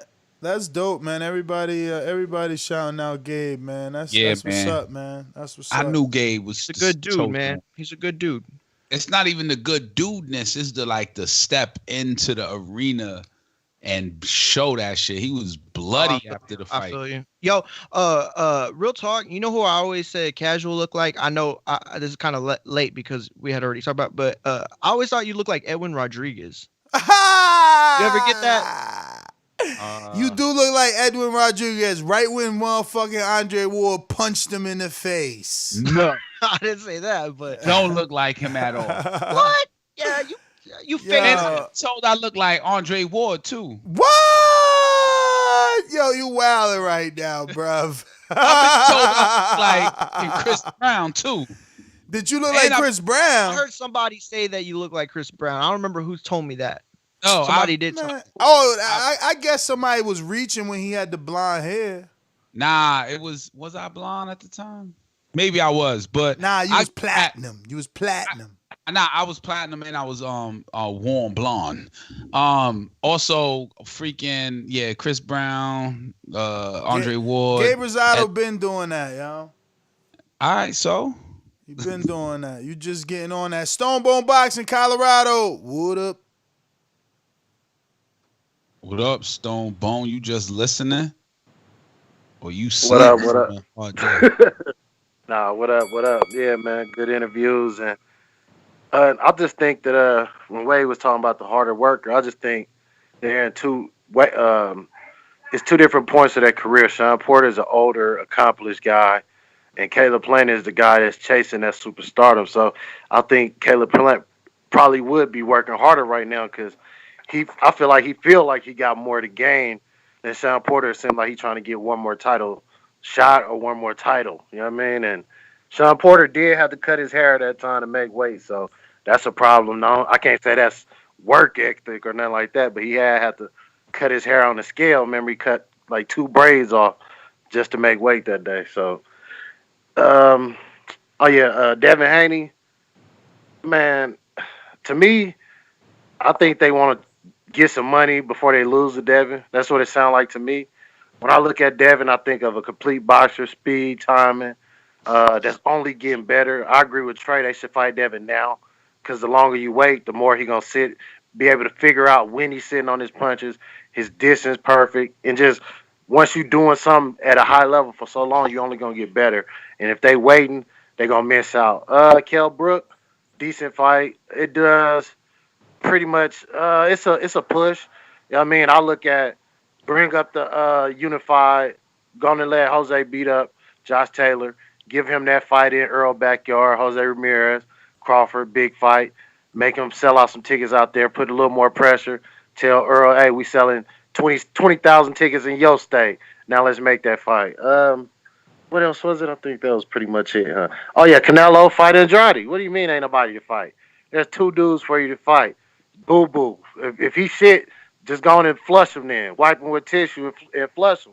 Canelo, if he shit, then. But if not, fight him. I think he got the skills to beat Canelo. I don't know if he got the power. I think I would take him to possibly win that fight. It wouldn't be like the world biggest upset if he won that fight. That's work for him to do. I don't know what he's talking about. And Regis, he should want that fight. He lost his other fight. He should want something to go off. He just had a big fight over there. He living out in L.A. and Hollywood. He needs some money. He like, man, just make the fight. I'll fight in front of that shit. Nobody. So I ain't mad at him, man. Whoever can get that done. Bob Arum and they both ESPN island. You know what I mean? Maybe ESPN got to get the island for UFC and for Top Rank. Maybe that's going to be the play. So I catch y'all in the morning, man. Yo, what if they all put in and get the island? That would be dope, but that's just a perfect crazy. world. That's when you know it ain't gonna happen because it's too optimistic. Yo, that would have to be like a movie. Like if that were to happen, they should record it and make a documentary, and that thing like wins an Oscar for sure. That would be crazy. Yo, and then talking about Oscars, right? Like they name drop Andrade as a co-star, right, against Canelo, but then I like what you did there. but is it a blockbuster fight? You know what I mean? What? Which one? I'm gonna steal these from my rhymes. You said who? Andrade versus Canelo. Is that a blockbuster fight? You said who? Okay, I get where you're going. Who the fuck is that guy? Yeah, man. This blockbuster ain't. Don't nobody give a fuck about that shit. Well, caller did. Bruh, Andrade out here dropping quotes about fighting Liam Williams next, man. I mean, he probably don't got no options right now. But do you know who Liam Williams is? Nah. All right. He may be skillful. Let's put Mario on the spot. Mario, know who Liam Williams is? Yeah, who's he? You don't? Bro, seriously, yes, I know who Liam Williams is. You're lying. He Googling. Why, yo, we why just would you seen your think- chest light up. He using his computer, y'all. We seen it. It's too late. He too late. He tried to speed type. He tried. Yo, his whole chest lit up from the monitor. Like, phew, Liam Williams Google search. No, because to be honest with you, I was trying to remember the last time I seen him. Look, he's and stalling. I He's couldn't remember if Googling, the y'all. Atlantis Fox fight was next. Yo, we see your shoulders moving every time you type. You too tight. Wait, hold on. Is Liam Williams alias called the Machine? I don't know about no alias. I don't He know. from the UK though. Yeah, the Machine. It's his nickname, I guess. I Yo, know every Liam Williams on Box Rec is from the United Kingdom. Like, all of them. Hilarious. 22-2. Yeah, I seen the Atlantis Fox fight and I seen the Daryl Sharp fight. And the Liam. No, that Smith Fox fight. Listen. Hopefully Andre gains some clout off this, cause Williams is at least a little decent scrap. Is a decent scrap. He ain't no killer. You know what I'm saying? He's like another Brian Rose, probably better. You know, Brian Rose is obviously past his prime. He's obviously better than Alantez Fox. So we'll see what Williams does. Williams is trained by Engel as well. Well, Liam Williams stopped Fox, and Andrade didn't stop him, right? Yep. But that's the knock on Andrade. He got a unanimous decision. 12. That's the knock on Andrade. If you heard Sergio Mora's last commentating on it, was that you know, he'll get the knockdown and everything, but he can never stop you. He can never stop you. Did Andrade go down in that fight? In which fight? With Fox? Fight? Man, I don't even know. It wouldn't matter, man. It wouldn't matter. It wouldn't matter. He can't beat Canelo, man. He can't beat Canelo. He did go down in the 7th round. Look at that. Even worse. He can't beat Canelo, bro, because he gonna run out of things to do. You seen how he was putting his head down, just swinging punches at Keela? That shit was crazy, bro. Oh, yeah. Let me get to this new call in the 708. Where is that? 708. 708. First time caller. If you're a first time caller, say you're a first time caller. We're going to go ahead and play the first time caller. Yo, intro. that's Nebraska. That's Chicago. Oh, shit. That's Bud. 708. What up? That's me. It's me, Steve. Hello? Steve in Chicago? Yeah. Hey, that's me. What up, Steve? I wanted to try Blog Talk. I know that Skype, the last couple of times I was on that, it kept cutting in and out, and I don't know, but I might have to go back to Skype, and we'll see. I'm messing around between the two. No problem. I wish I would have known. We wouldn't have kept you waiting. Well, I should have sent you a message. That's all right. Well, we got you for next time, Steve. On the I first got your number topic, down, I'm not Steve. talking So about you won't that. wait. That was all right. The first topic I'm not going to talk about. That was talked about to death. The second topic with Haney. You know, Haney's got a problem, but I look at it from Sampson's point of view. Why not go out to the UK, get that Campbell money? Fortuna will probably beat Campbell, and then go fight Haney and get that money. So if you look at it from his perspective, I see it. I see the plan. But Haney, you know, really, let's be honest, there was no competition for him unless he's fighting one of the other champs. You know, I don't know. I see Haney probably moving up. He told us he was going to be moving up in weight anyway. You know, he's going to get frustrated and he'll just move up to 140. I don't see a lot of options for him that'll be competitive. I see him beating Fortuna, so I don't see that as a problem. The third topic, you know, I actually like Ramirez or Taylor for Crawford over Brook. I don't like the Brook fight, but that's me. Because if you look at it, how can you say that they're coming up from 140? Isn't that what Crawford did? So yeah. I don't knock Crawford for fighting those two guys. And to me, those two guys are better than Brook. If I put Taylor Ramirez at 147 with Brook, I think both of those guys beat Brook. So what's the problem? And then number 4, well, I'm going to beat, you know me, I've been telling you, I think Charlo deserves the Canelo fight. So to me, I want Canelo to fight a PBC fighter, either Charlo, Benavidez, or Plant. And I'm going to beat that drum until one day it happens. For me, those are the good fights for Canelo. One of those 3 guys. That's all I got. Yeah, man, it's crazy. They might avoid Charlo, man, because it's just not. He hasn't made that buzz, so it's like if they come back down for Triple G, he's got to be there. He's got to like jump in the ring or go to the press conference because like there's nothing there to go back. Like he's not fighting Derevyanchenko and Kamel Sedimenta, Liam Williams, Terry Arnold Johnson. Yo, that 160 WBC sounds like nada. Yeah. Listen, let me ask you a question, Ness. Do you think that there's any way, Holy even shit, a little bro. I gotta say this out loud. I'm sorry. No, go ahead. I don't know what happened to this division, bro. Jamal Charlo is the WBC champ.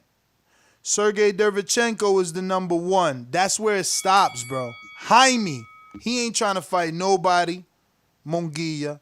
Kamel Sedimenta, never heard of him, except that he's Triple G's mandatory. Gabe Rosado might be the surprise fight, but go ahead. Liam Williams, Rosado ranked way lower. Liam Williams, but he's going to be fighting Andre. Terriano Johnson is number 5, guys. Has he even had a fight? Like, nah, don't know. I don't even remember the last time he Esquivaya Falco is somehow number 6.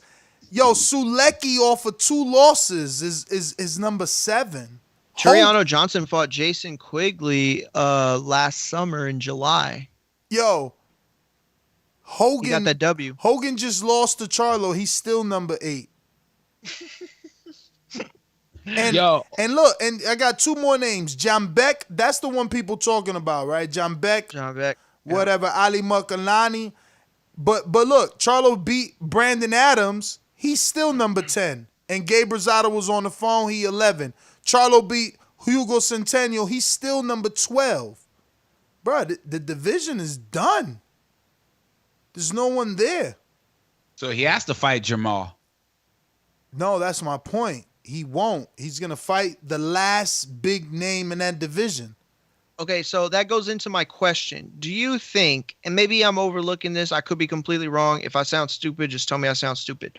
Do you think there's any vindictiveness on the part of De La Hoya when it comes to the Charlos? Like, yo, I had y'all. Like, y'all were with me. Probably, now you're not, but it's not y'all. So you ain't getting this fight. It's not y'all, first of all, so he won't have any ill feelings at Charlo.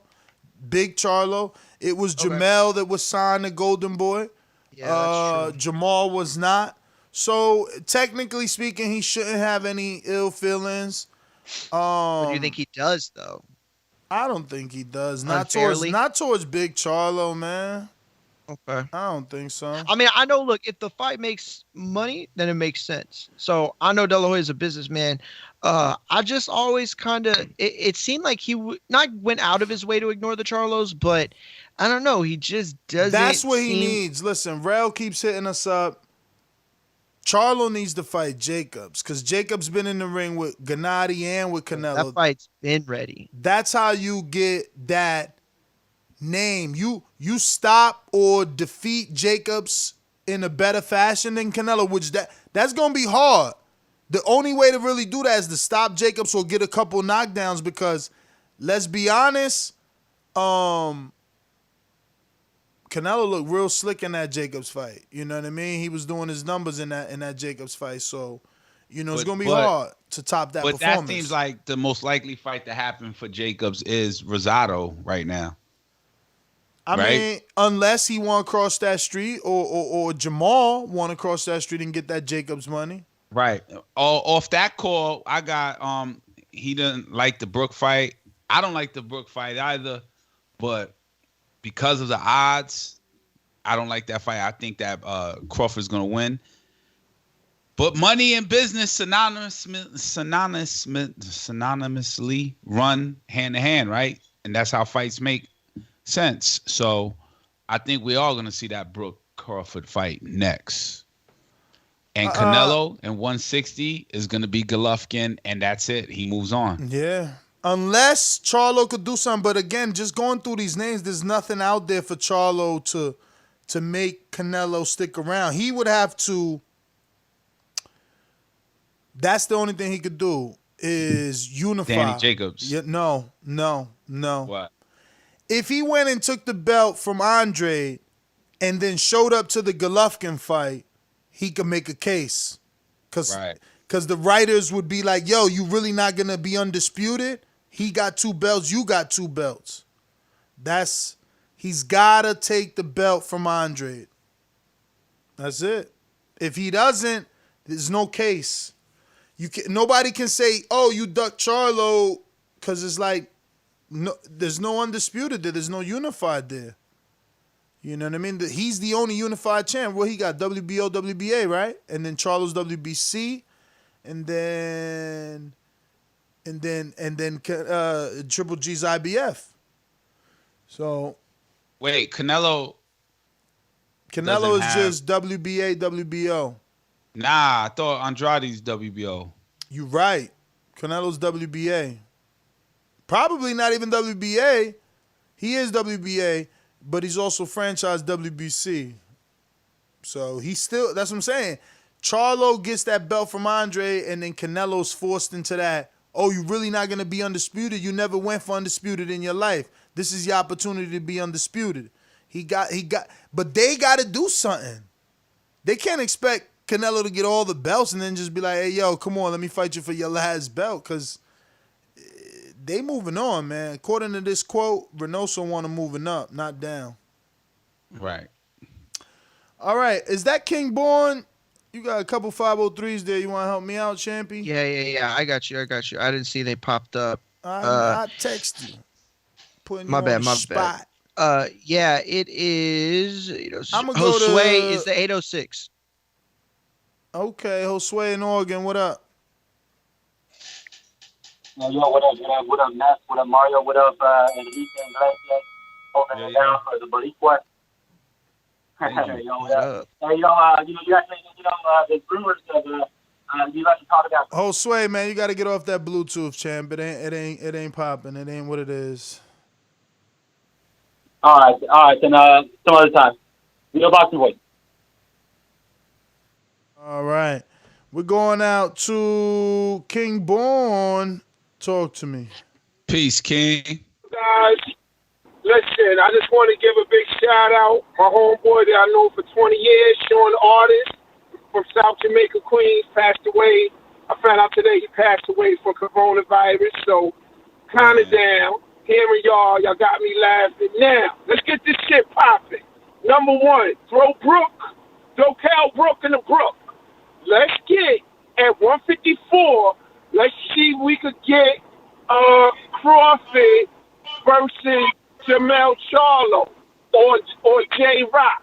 You know what I mean? Let's see at 140. Now let's see at 140 if we could get Regis Prograis versus Broner.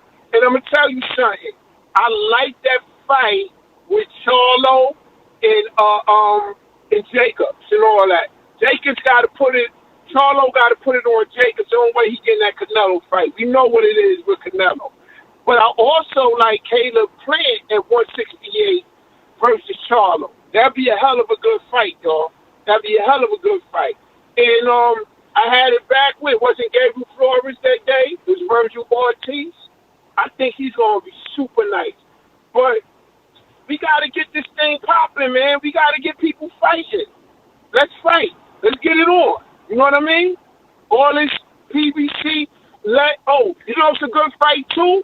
What about your man, our man, Keith Thurman, at 154 versus Jermell Charlo at 154?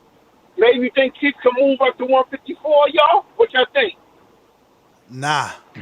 Why you like moving people up? That's kind of a stretch. Yeah, it's a reach. Because about that. We're gonna keep. Who's Keith Thurman gonna fight at 147 for everybody? You know what I mean? Crawford. Or get Sean Porter versus Jerome Bennett. Listen, man. Crawford don't want to fight nobody. I said it. Who won it? I said it. Let him fight somebody, man. He got to fight somebody. Dude, come on, man. You going to fight the dude with one leg, peg leg Pete? The pirate? Come on, y'all. Let's get it going on, man. Let's get it going on. Crawford is nice, but he got to, come on. How you know you nice if you ain't fight no one? Come on, man. Yo, he said, what he said, one leg Pete? That's what he said. That's what he said, man. We got Boomerang, Trey in the bank.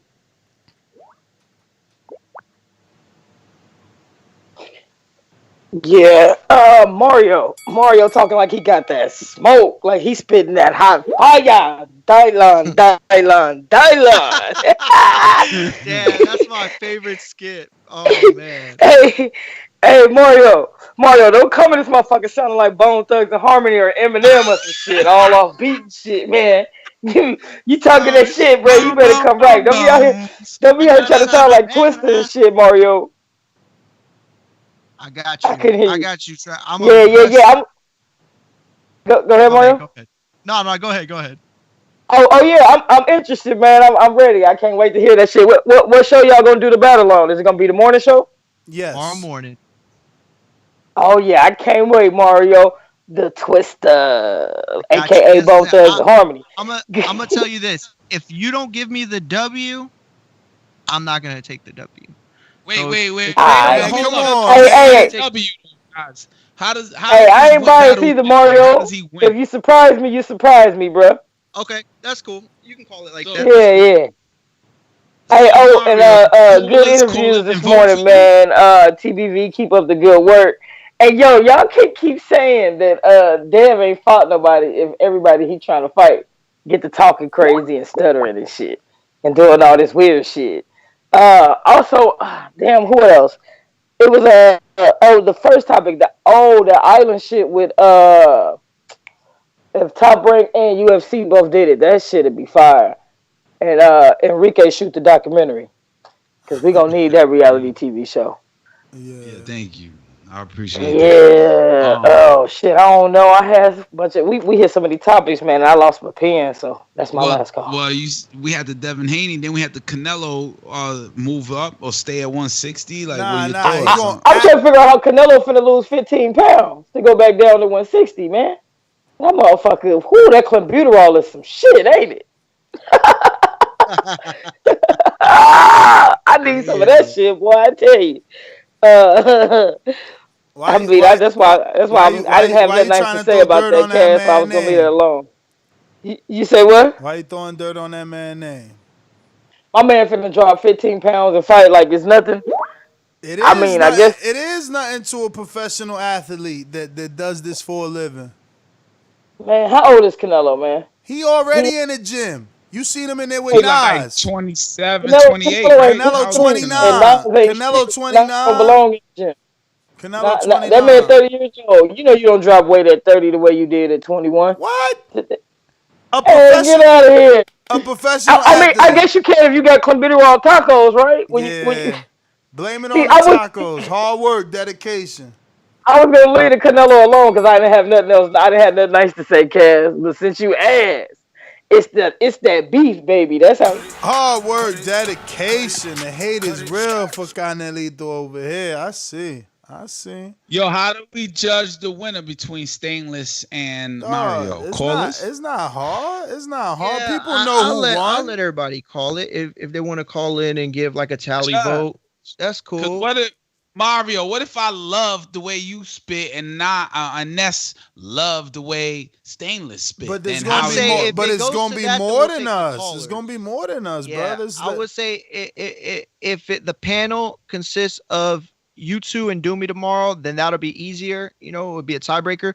But if he's still sick, then yeah, we'll let the callers call it. I look, I'm not afraid, bro. Listen to me. Yo, Listen to me. Stainless ain't even wait for his talk this shit. boomerang. He in the lab already. Let me ask y'all a question real quick. Let me ask y'all a question. Y'all ever heard of Eminem, the rapper? Yeah. Y'all ever heard of Tupac? Yeah. What about Biggie and Nas? Yeah. Wu-Tang, y'all heard of Wu-Tang? Yeah. Unfortunately. Okay. So well, what you gonna say? You all of them? Rapper, then I'm the best rapper you never heard of. Ah! Everybody above, they could take it. Pac, Biggie, Nas, all respect. If I didn't name you, no, Dave East goes in there too. Jay Electric goes in there too.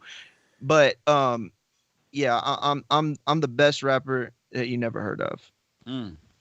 I mean, Damn, writing and delivery is two different things. You gotta have swag. Yeah, it's swag. And Texas is known for swag. Like that whole chop and screw, there's a swag behind chop and screw. It ain't just slow. No, you're absolutely right. It's swag. The truest things I've heard you say, you're absolutely correct. I mean, but the Texas only got like 2 rappers in their lifetime, right? Yeah, and they got boxers too, right? What is it like? Maybe 3 rappers. What? Scarface, and then they got Billionaire, and Slim Scarface Thug, Lil Flip, Yo, chill, champ. Charlie Boy. Chill, champ. Don't just be throwing out names to throw out names, bro. You be throwing out. Y'all got like 2 rappers, bro. Y'all got like Scarface and. Who else they had in Texas? There's gotta be another rapper. I mean, besides Flip. Nah. Don't mention Flip, bro. Flip ain't big time, man. Get out of here. Bro, he said I might be on Jay Leno, and then the fans after asking for the demo. Yo, chill. Don't bring up Flip and them dudes. I had it, but you cut me off. The white dude. He was also chopping screw. Ghetto Boys. That's Scarface. Nah, that's under Scarface. He fall under Scarface. He lost weight. Ghetto Boys are different than Scarface. Nah, big man who lost weight. He was on Charlie Boy. No, not Charlie Boy. He was on slow. What's his name? Hawk. He was on Slow Down with Kanye. There you go. Shout out to Rel. That's the biggest names in Texas. Who? Pimp C and Bun B. The biggest names in Texas. Absolutely. Yo, my hood don't got just one rapper.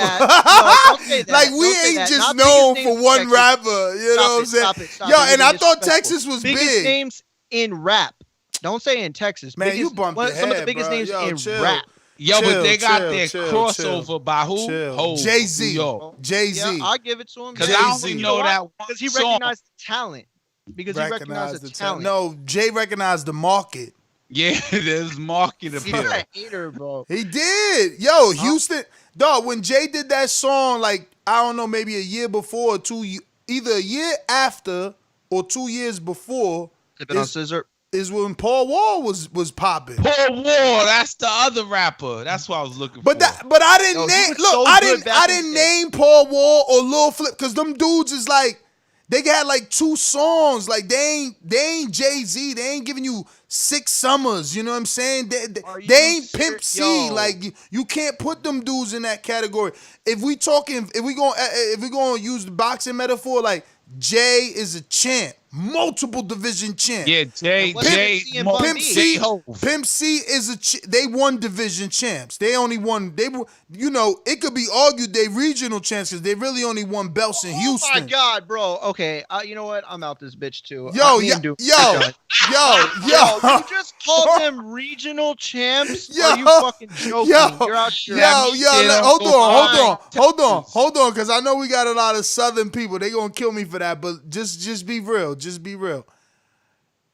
Before Jay hooked up with them, what was their globally known song? Yeah, what was their AJ fight? Pocket full of stones. I got a pocket full of stones. Y'all remember that? That was a jam. Nah, try again though. Let me get another one. Listen to me. That don't even sound global. And Pimp C and Bun B have as much, if not more, longevity than Jay-Z.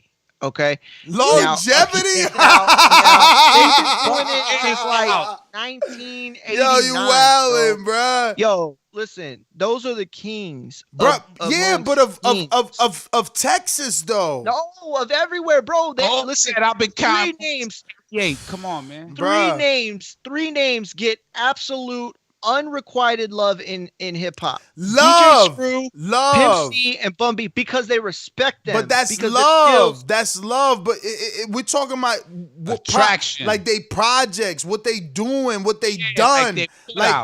Scarface get love. Scarface gets love from everybody in the Big Daddy Kane gets love from everybody. That don't matter. That don't count. That don't count. Why don't that count? Because that's just respect, dog. That's respect. It's what we talking about. What have you done in terms of projects? What music is people bopping to? I'm sorry if you haven't heard Trill. Resume. That's what he's talking about. Yeah, your resume. Who you fought, man? Who you fought matters. Albums, top to bottom, are probably 2 of the best albums that have ever been put out in hip hop. Top 50 for sure. Trill. Top 50? Well, we talking about like top 5, bro. But I'm talking top 50 albums all time. You know how many albums there are? They coming for my head, Poe. He said, who the fuck y'all got in Jersey? Naughty by Nature? Nah, there is no Jersey. Yo. Listen, and you know what? You right, because I can't even go like Jersey artists for Houston artists. I can't. We had some weak artists, but I don't consider it a Jersey thing. We from the tri-state, baby. We over here. We on the East Coast. New York. He's saying Hov. We on the East Coast, so I'm not in that Jersey bubble. I literally live 12 miles from New York, so like I'm in that whole Hov bubble, Smoother Hustler bubble. Smoother Hustler. My man Big L, Nas, AZ. I'm a heavy East Coast. You know what I'm saying? Like heavy. Finesse, Nas, all of them go way back. Large Professor. Nah, I ain't doing the Large Professor, but I feel you. You know. Oh, but Large Professor. I know he was on tour with them. I know. Yeah, he brought out Nas. Yeah, I know. I hear you. I'm just saying. He wasn't my. Is there. It's like PBC on this side. You know? It's true. Top rank one fighter. It's true. That's how I feel, yo. I feel like, East Coast really multiple division champs, man. For real. They be getting it in. But man, that went left field right there. That was a little piece of Untitled. Let's see. Yeah. We got all the boomerangs, man. Mario took the clap. He fuck it. He tapped out. Yeah, he said, "Nah, that's it. You disrespecting." He said, "Yo, you disrespecting Bun B's." Bun B's conversation. Nah, they good. They just not on. But the sad part is that he only mentioned one song. He can't mention. Nothing else besides Big Pimpin' because that's what made them. Right. But you know what? I feel like Detroit, and that's why I mentioned it, Mario. Detroit got 2 hard artists. They got Big L and Eminem. Oh, Big L. I didn't even think. Not Big L. Sean. Big. I was just. Where's Big L from? Big L's from Harlem. Big Sean. Man. They got Big Sean. Nah, Big Sean is from Chicago. Big Sean from Chicago. Big Sean from Detroit.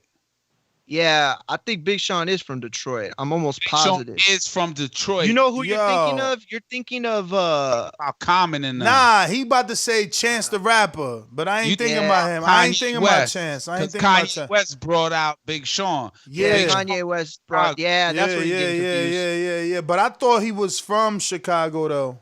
Nah, man, he from the D. He told you he wear the D on his hat. He pull up in his back driveway like the hood got his back. What? He killed that shit. He alright. He did alright. I think I bought his first album, and then I heard his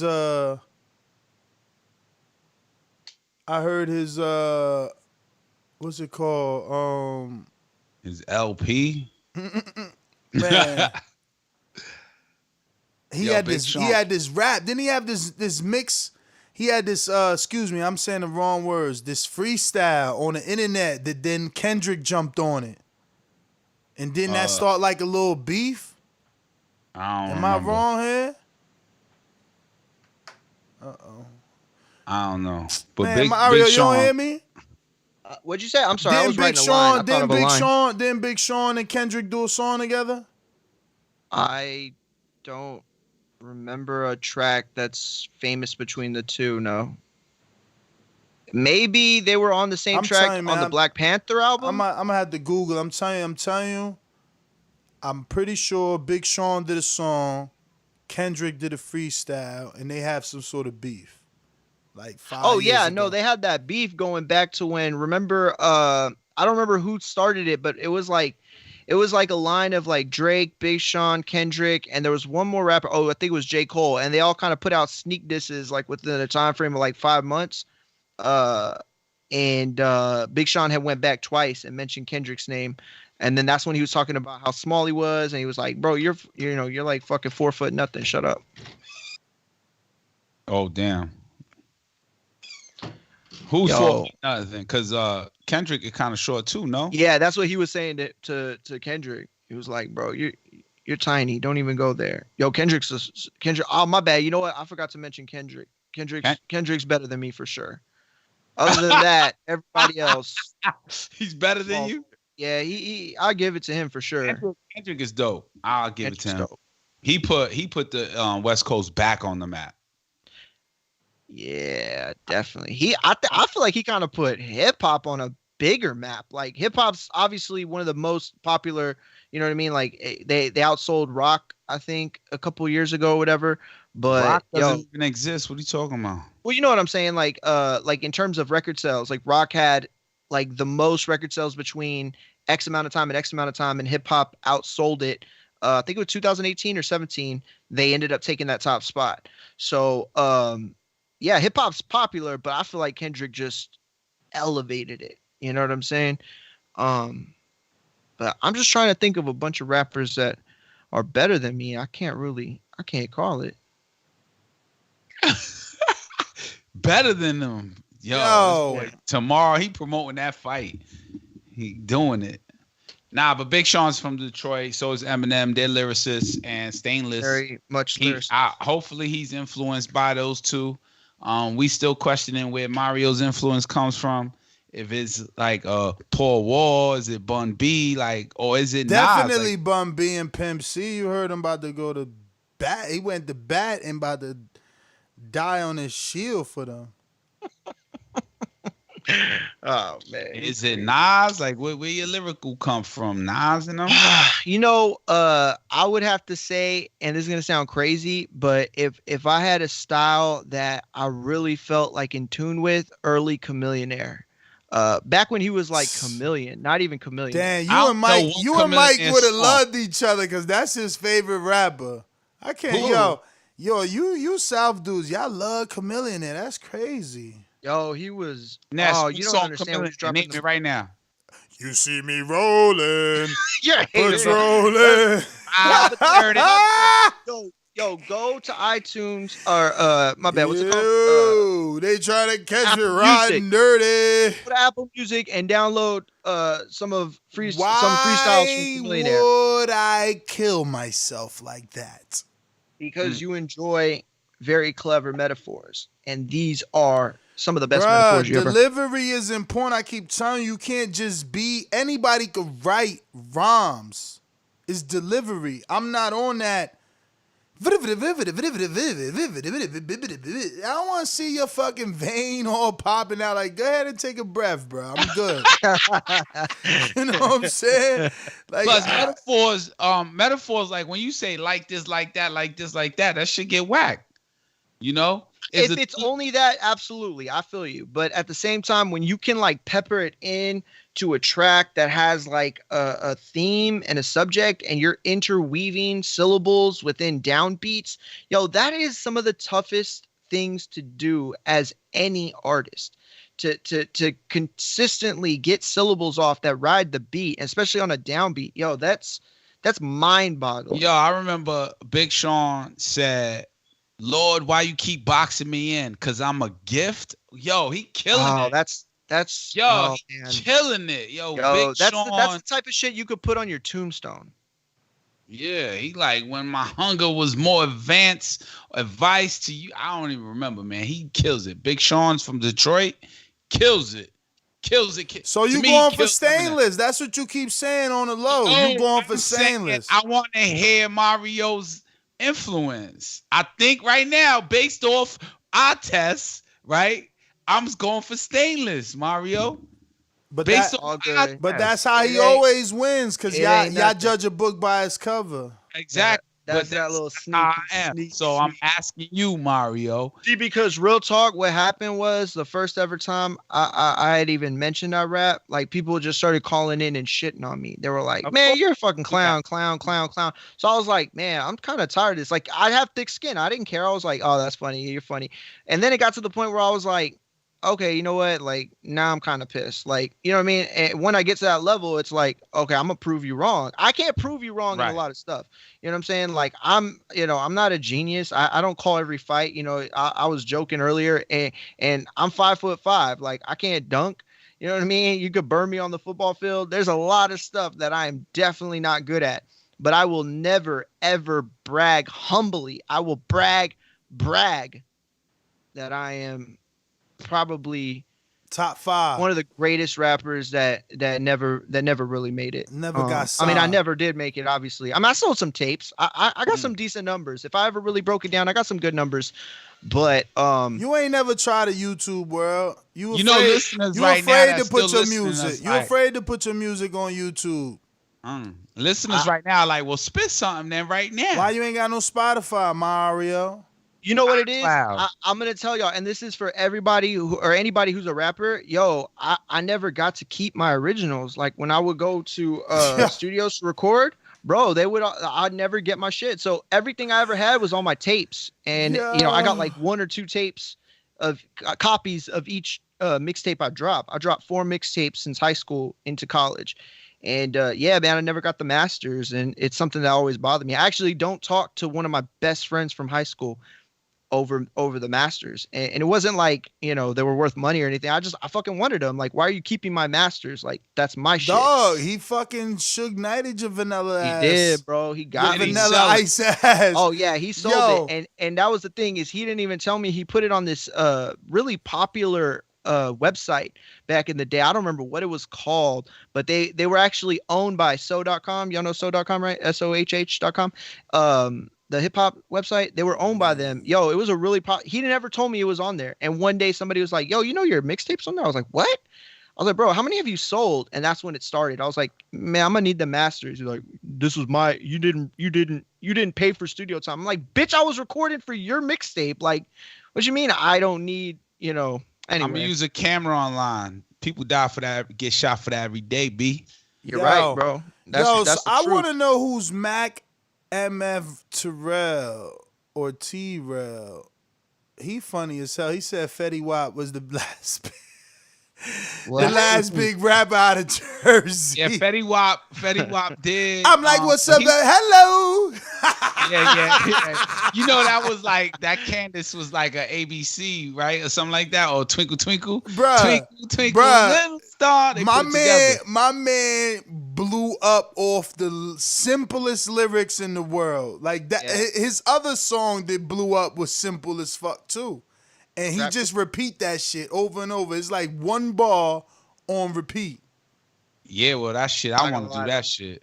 I fucks with Fetty Wap. He's got a couple tracks in my workout mix. Yo, that's Trey from the Bay. Oh my God, you funny as hell. Why y'all got 8 different names on all this shit? Wiz, like, but Dan, you but you got a good memory. You memorize those. Like, I'm reading the names and you're like giving their nicknames. Yeah, no, well, she just let me know now, but now I know. No, but I'm saying like earlier when I was gonna ask the questions for you, like I would get ready, you're gonna ask me, and then you would just be like, oh, it's Bond. I'm like, oh, I'm about to call him Cambridge. Bomb boxing in Arizona. All right, man, we stretched it out. We gave y'all like an extra 40 minutes of just talking. So hopefully everybody, she need a counter punch. It's Ness GTO. She gonna get at you. Nah, she about to talk music because we talking music. Nah, I'm talking about she gonna get at Mario for his music. She want to hit like 2 bars. Just a reminder, services start tomorrow at 9 Eastern. I mean, my bad. The show starts at 9. Yeah, he trying to say Eastern. Stainless gonna be viewed tomorrow. Wow. Mario got heat in his verbiage. Mario talking crazy. Trey, you there?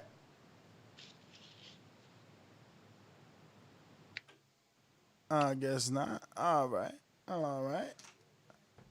Oh, you is there. Go for it. I couldn't find your what you call it? You send me a request? Nah, don't worry about it. We'll handle it. All right, hey man, listen, man, you can't be coming at the South like that with Fetty Wap is y'all last big rapper, bro. Who y'all got? Naughty by Nature, Fetty Wap. Who else, nigga? But why you trying to keep me bubbled in the Jersey? I'm from the tri-state. Because, bro, New York don't even fuck with y'all. You can't claim, nigga. I'm from California, nigga. We don't be like Arizona too, and Washington State, and Oregon. Listen. You know what I'm saying? All rappers from New York, they live in Jersey. Nigga, they don't fuck with y'all. They come to Jersey because it's cheaper. They don't like y'all. I got family in Jersey. They didn't even want to take me to New York. They can say what they want, man. They living where they living, man. They come over there because the money cheap. Motherfuckers from California don't really want to be in the South, but they go down there because it's cheap. They don't want to be in hot ass Arizona. I'm nigga. from the East Coast, just like California claimed the West Coast. So I don't know what you're saying. Nigga. We don't give a fuck about Washington State. Fuck Seattle. Sorry, PBC. Because y'all ain't got no rappers over in Seattle probably, but we East Coast.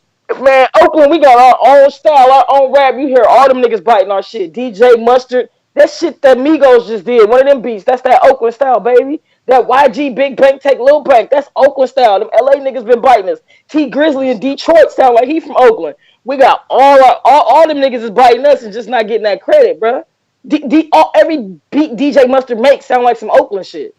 So we got our own shit. We don't claim no Arizona. We don't claim no Vegas. We don't claim the Washington niggas. Or man, you can't claim New York. Man, you from Jersey. Naughty by nature, Ness. Naughty by nature, nigga. Whatever. Yo, at least if you gonna really stick me to Jersey, who we got? Redman. Damn, I don't know, man. That's it. You got Redman and you got Naughty by Nature. Yo, it was another dude fuck with Red, right? Oh, you got Latifah. Oh, cute. What is it? UNITY. Yo, who else out there in Jersey, bruh? Yo, she brought up Fetty Wap. She trying to play us. Who was damn, what's the other brand? That other group? There was 2 dudes. Not Lord Professor. Oh, you talking about back in the day, man. Back in the day. What you talking about? What's their name? Lords of the Underground. Lords of the Underground. They was from the OPP Naughty by Nature era. Yo, Stonebone said the Outlaws. Damn, that's really going deep. I mean, yo, Tupac, right? He started the Outlaws, right? And he used to be in Montclair heavy. Plus, in them little projects that they ended up turning all fucking blood in them projects over there. Wait, wasn't Tupac originally from Harlem? He from New York.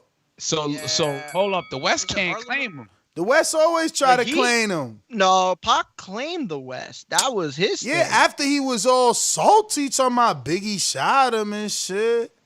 That's different. You know what I'm saying? I don't know. I think he claimed the West. So I always consider him a West Coast rapper because of that. But yeah, man, that's about it, man. At Maury Munguia on Instagram, at Maury Munguia on Twitter. Peace. Make sure you wear a black tie tomorrow. Oh. Shots fired. TBV underscore casual fan on Twitter and on YouTube, boxingfanapparel.com, patreon.com/boxingfanapparel. Yo, look me up, man. Please get just friend me or something. Starving. Yo, he's starving for conversation. Yo, what's up, bruh? Yo, Notorious B.I.G. I claim him. I know. I don't know what they talking about, man. I'm from the East, man. We get all that, bruv. But yeah, man, that's GTL, Instagram, and Twitter. Peace.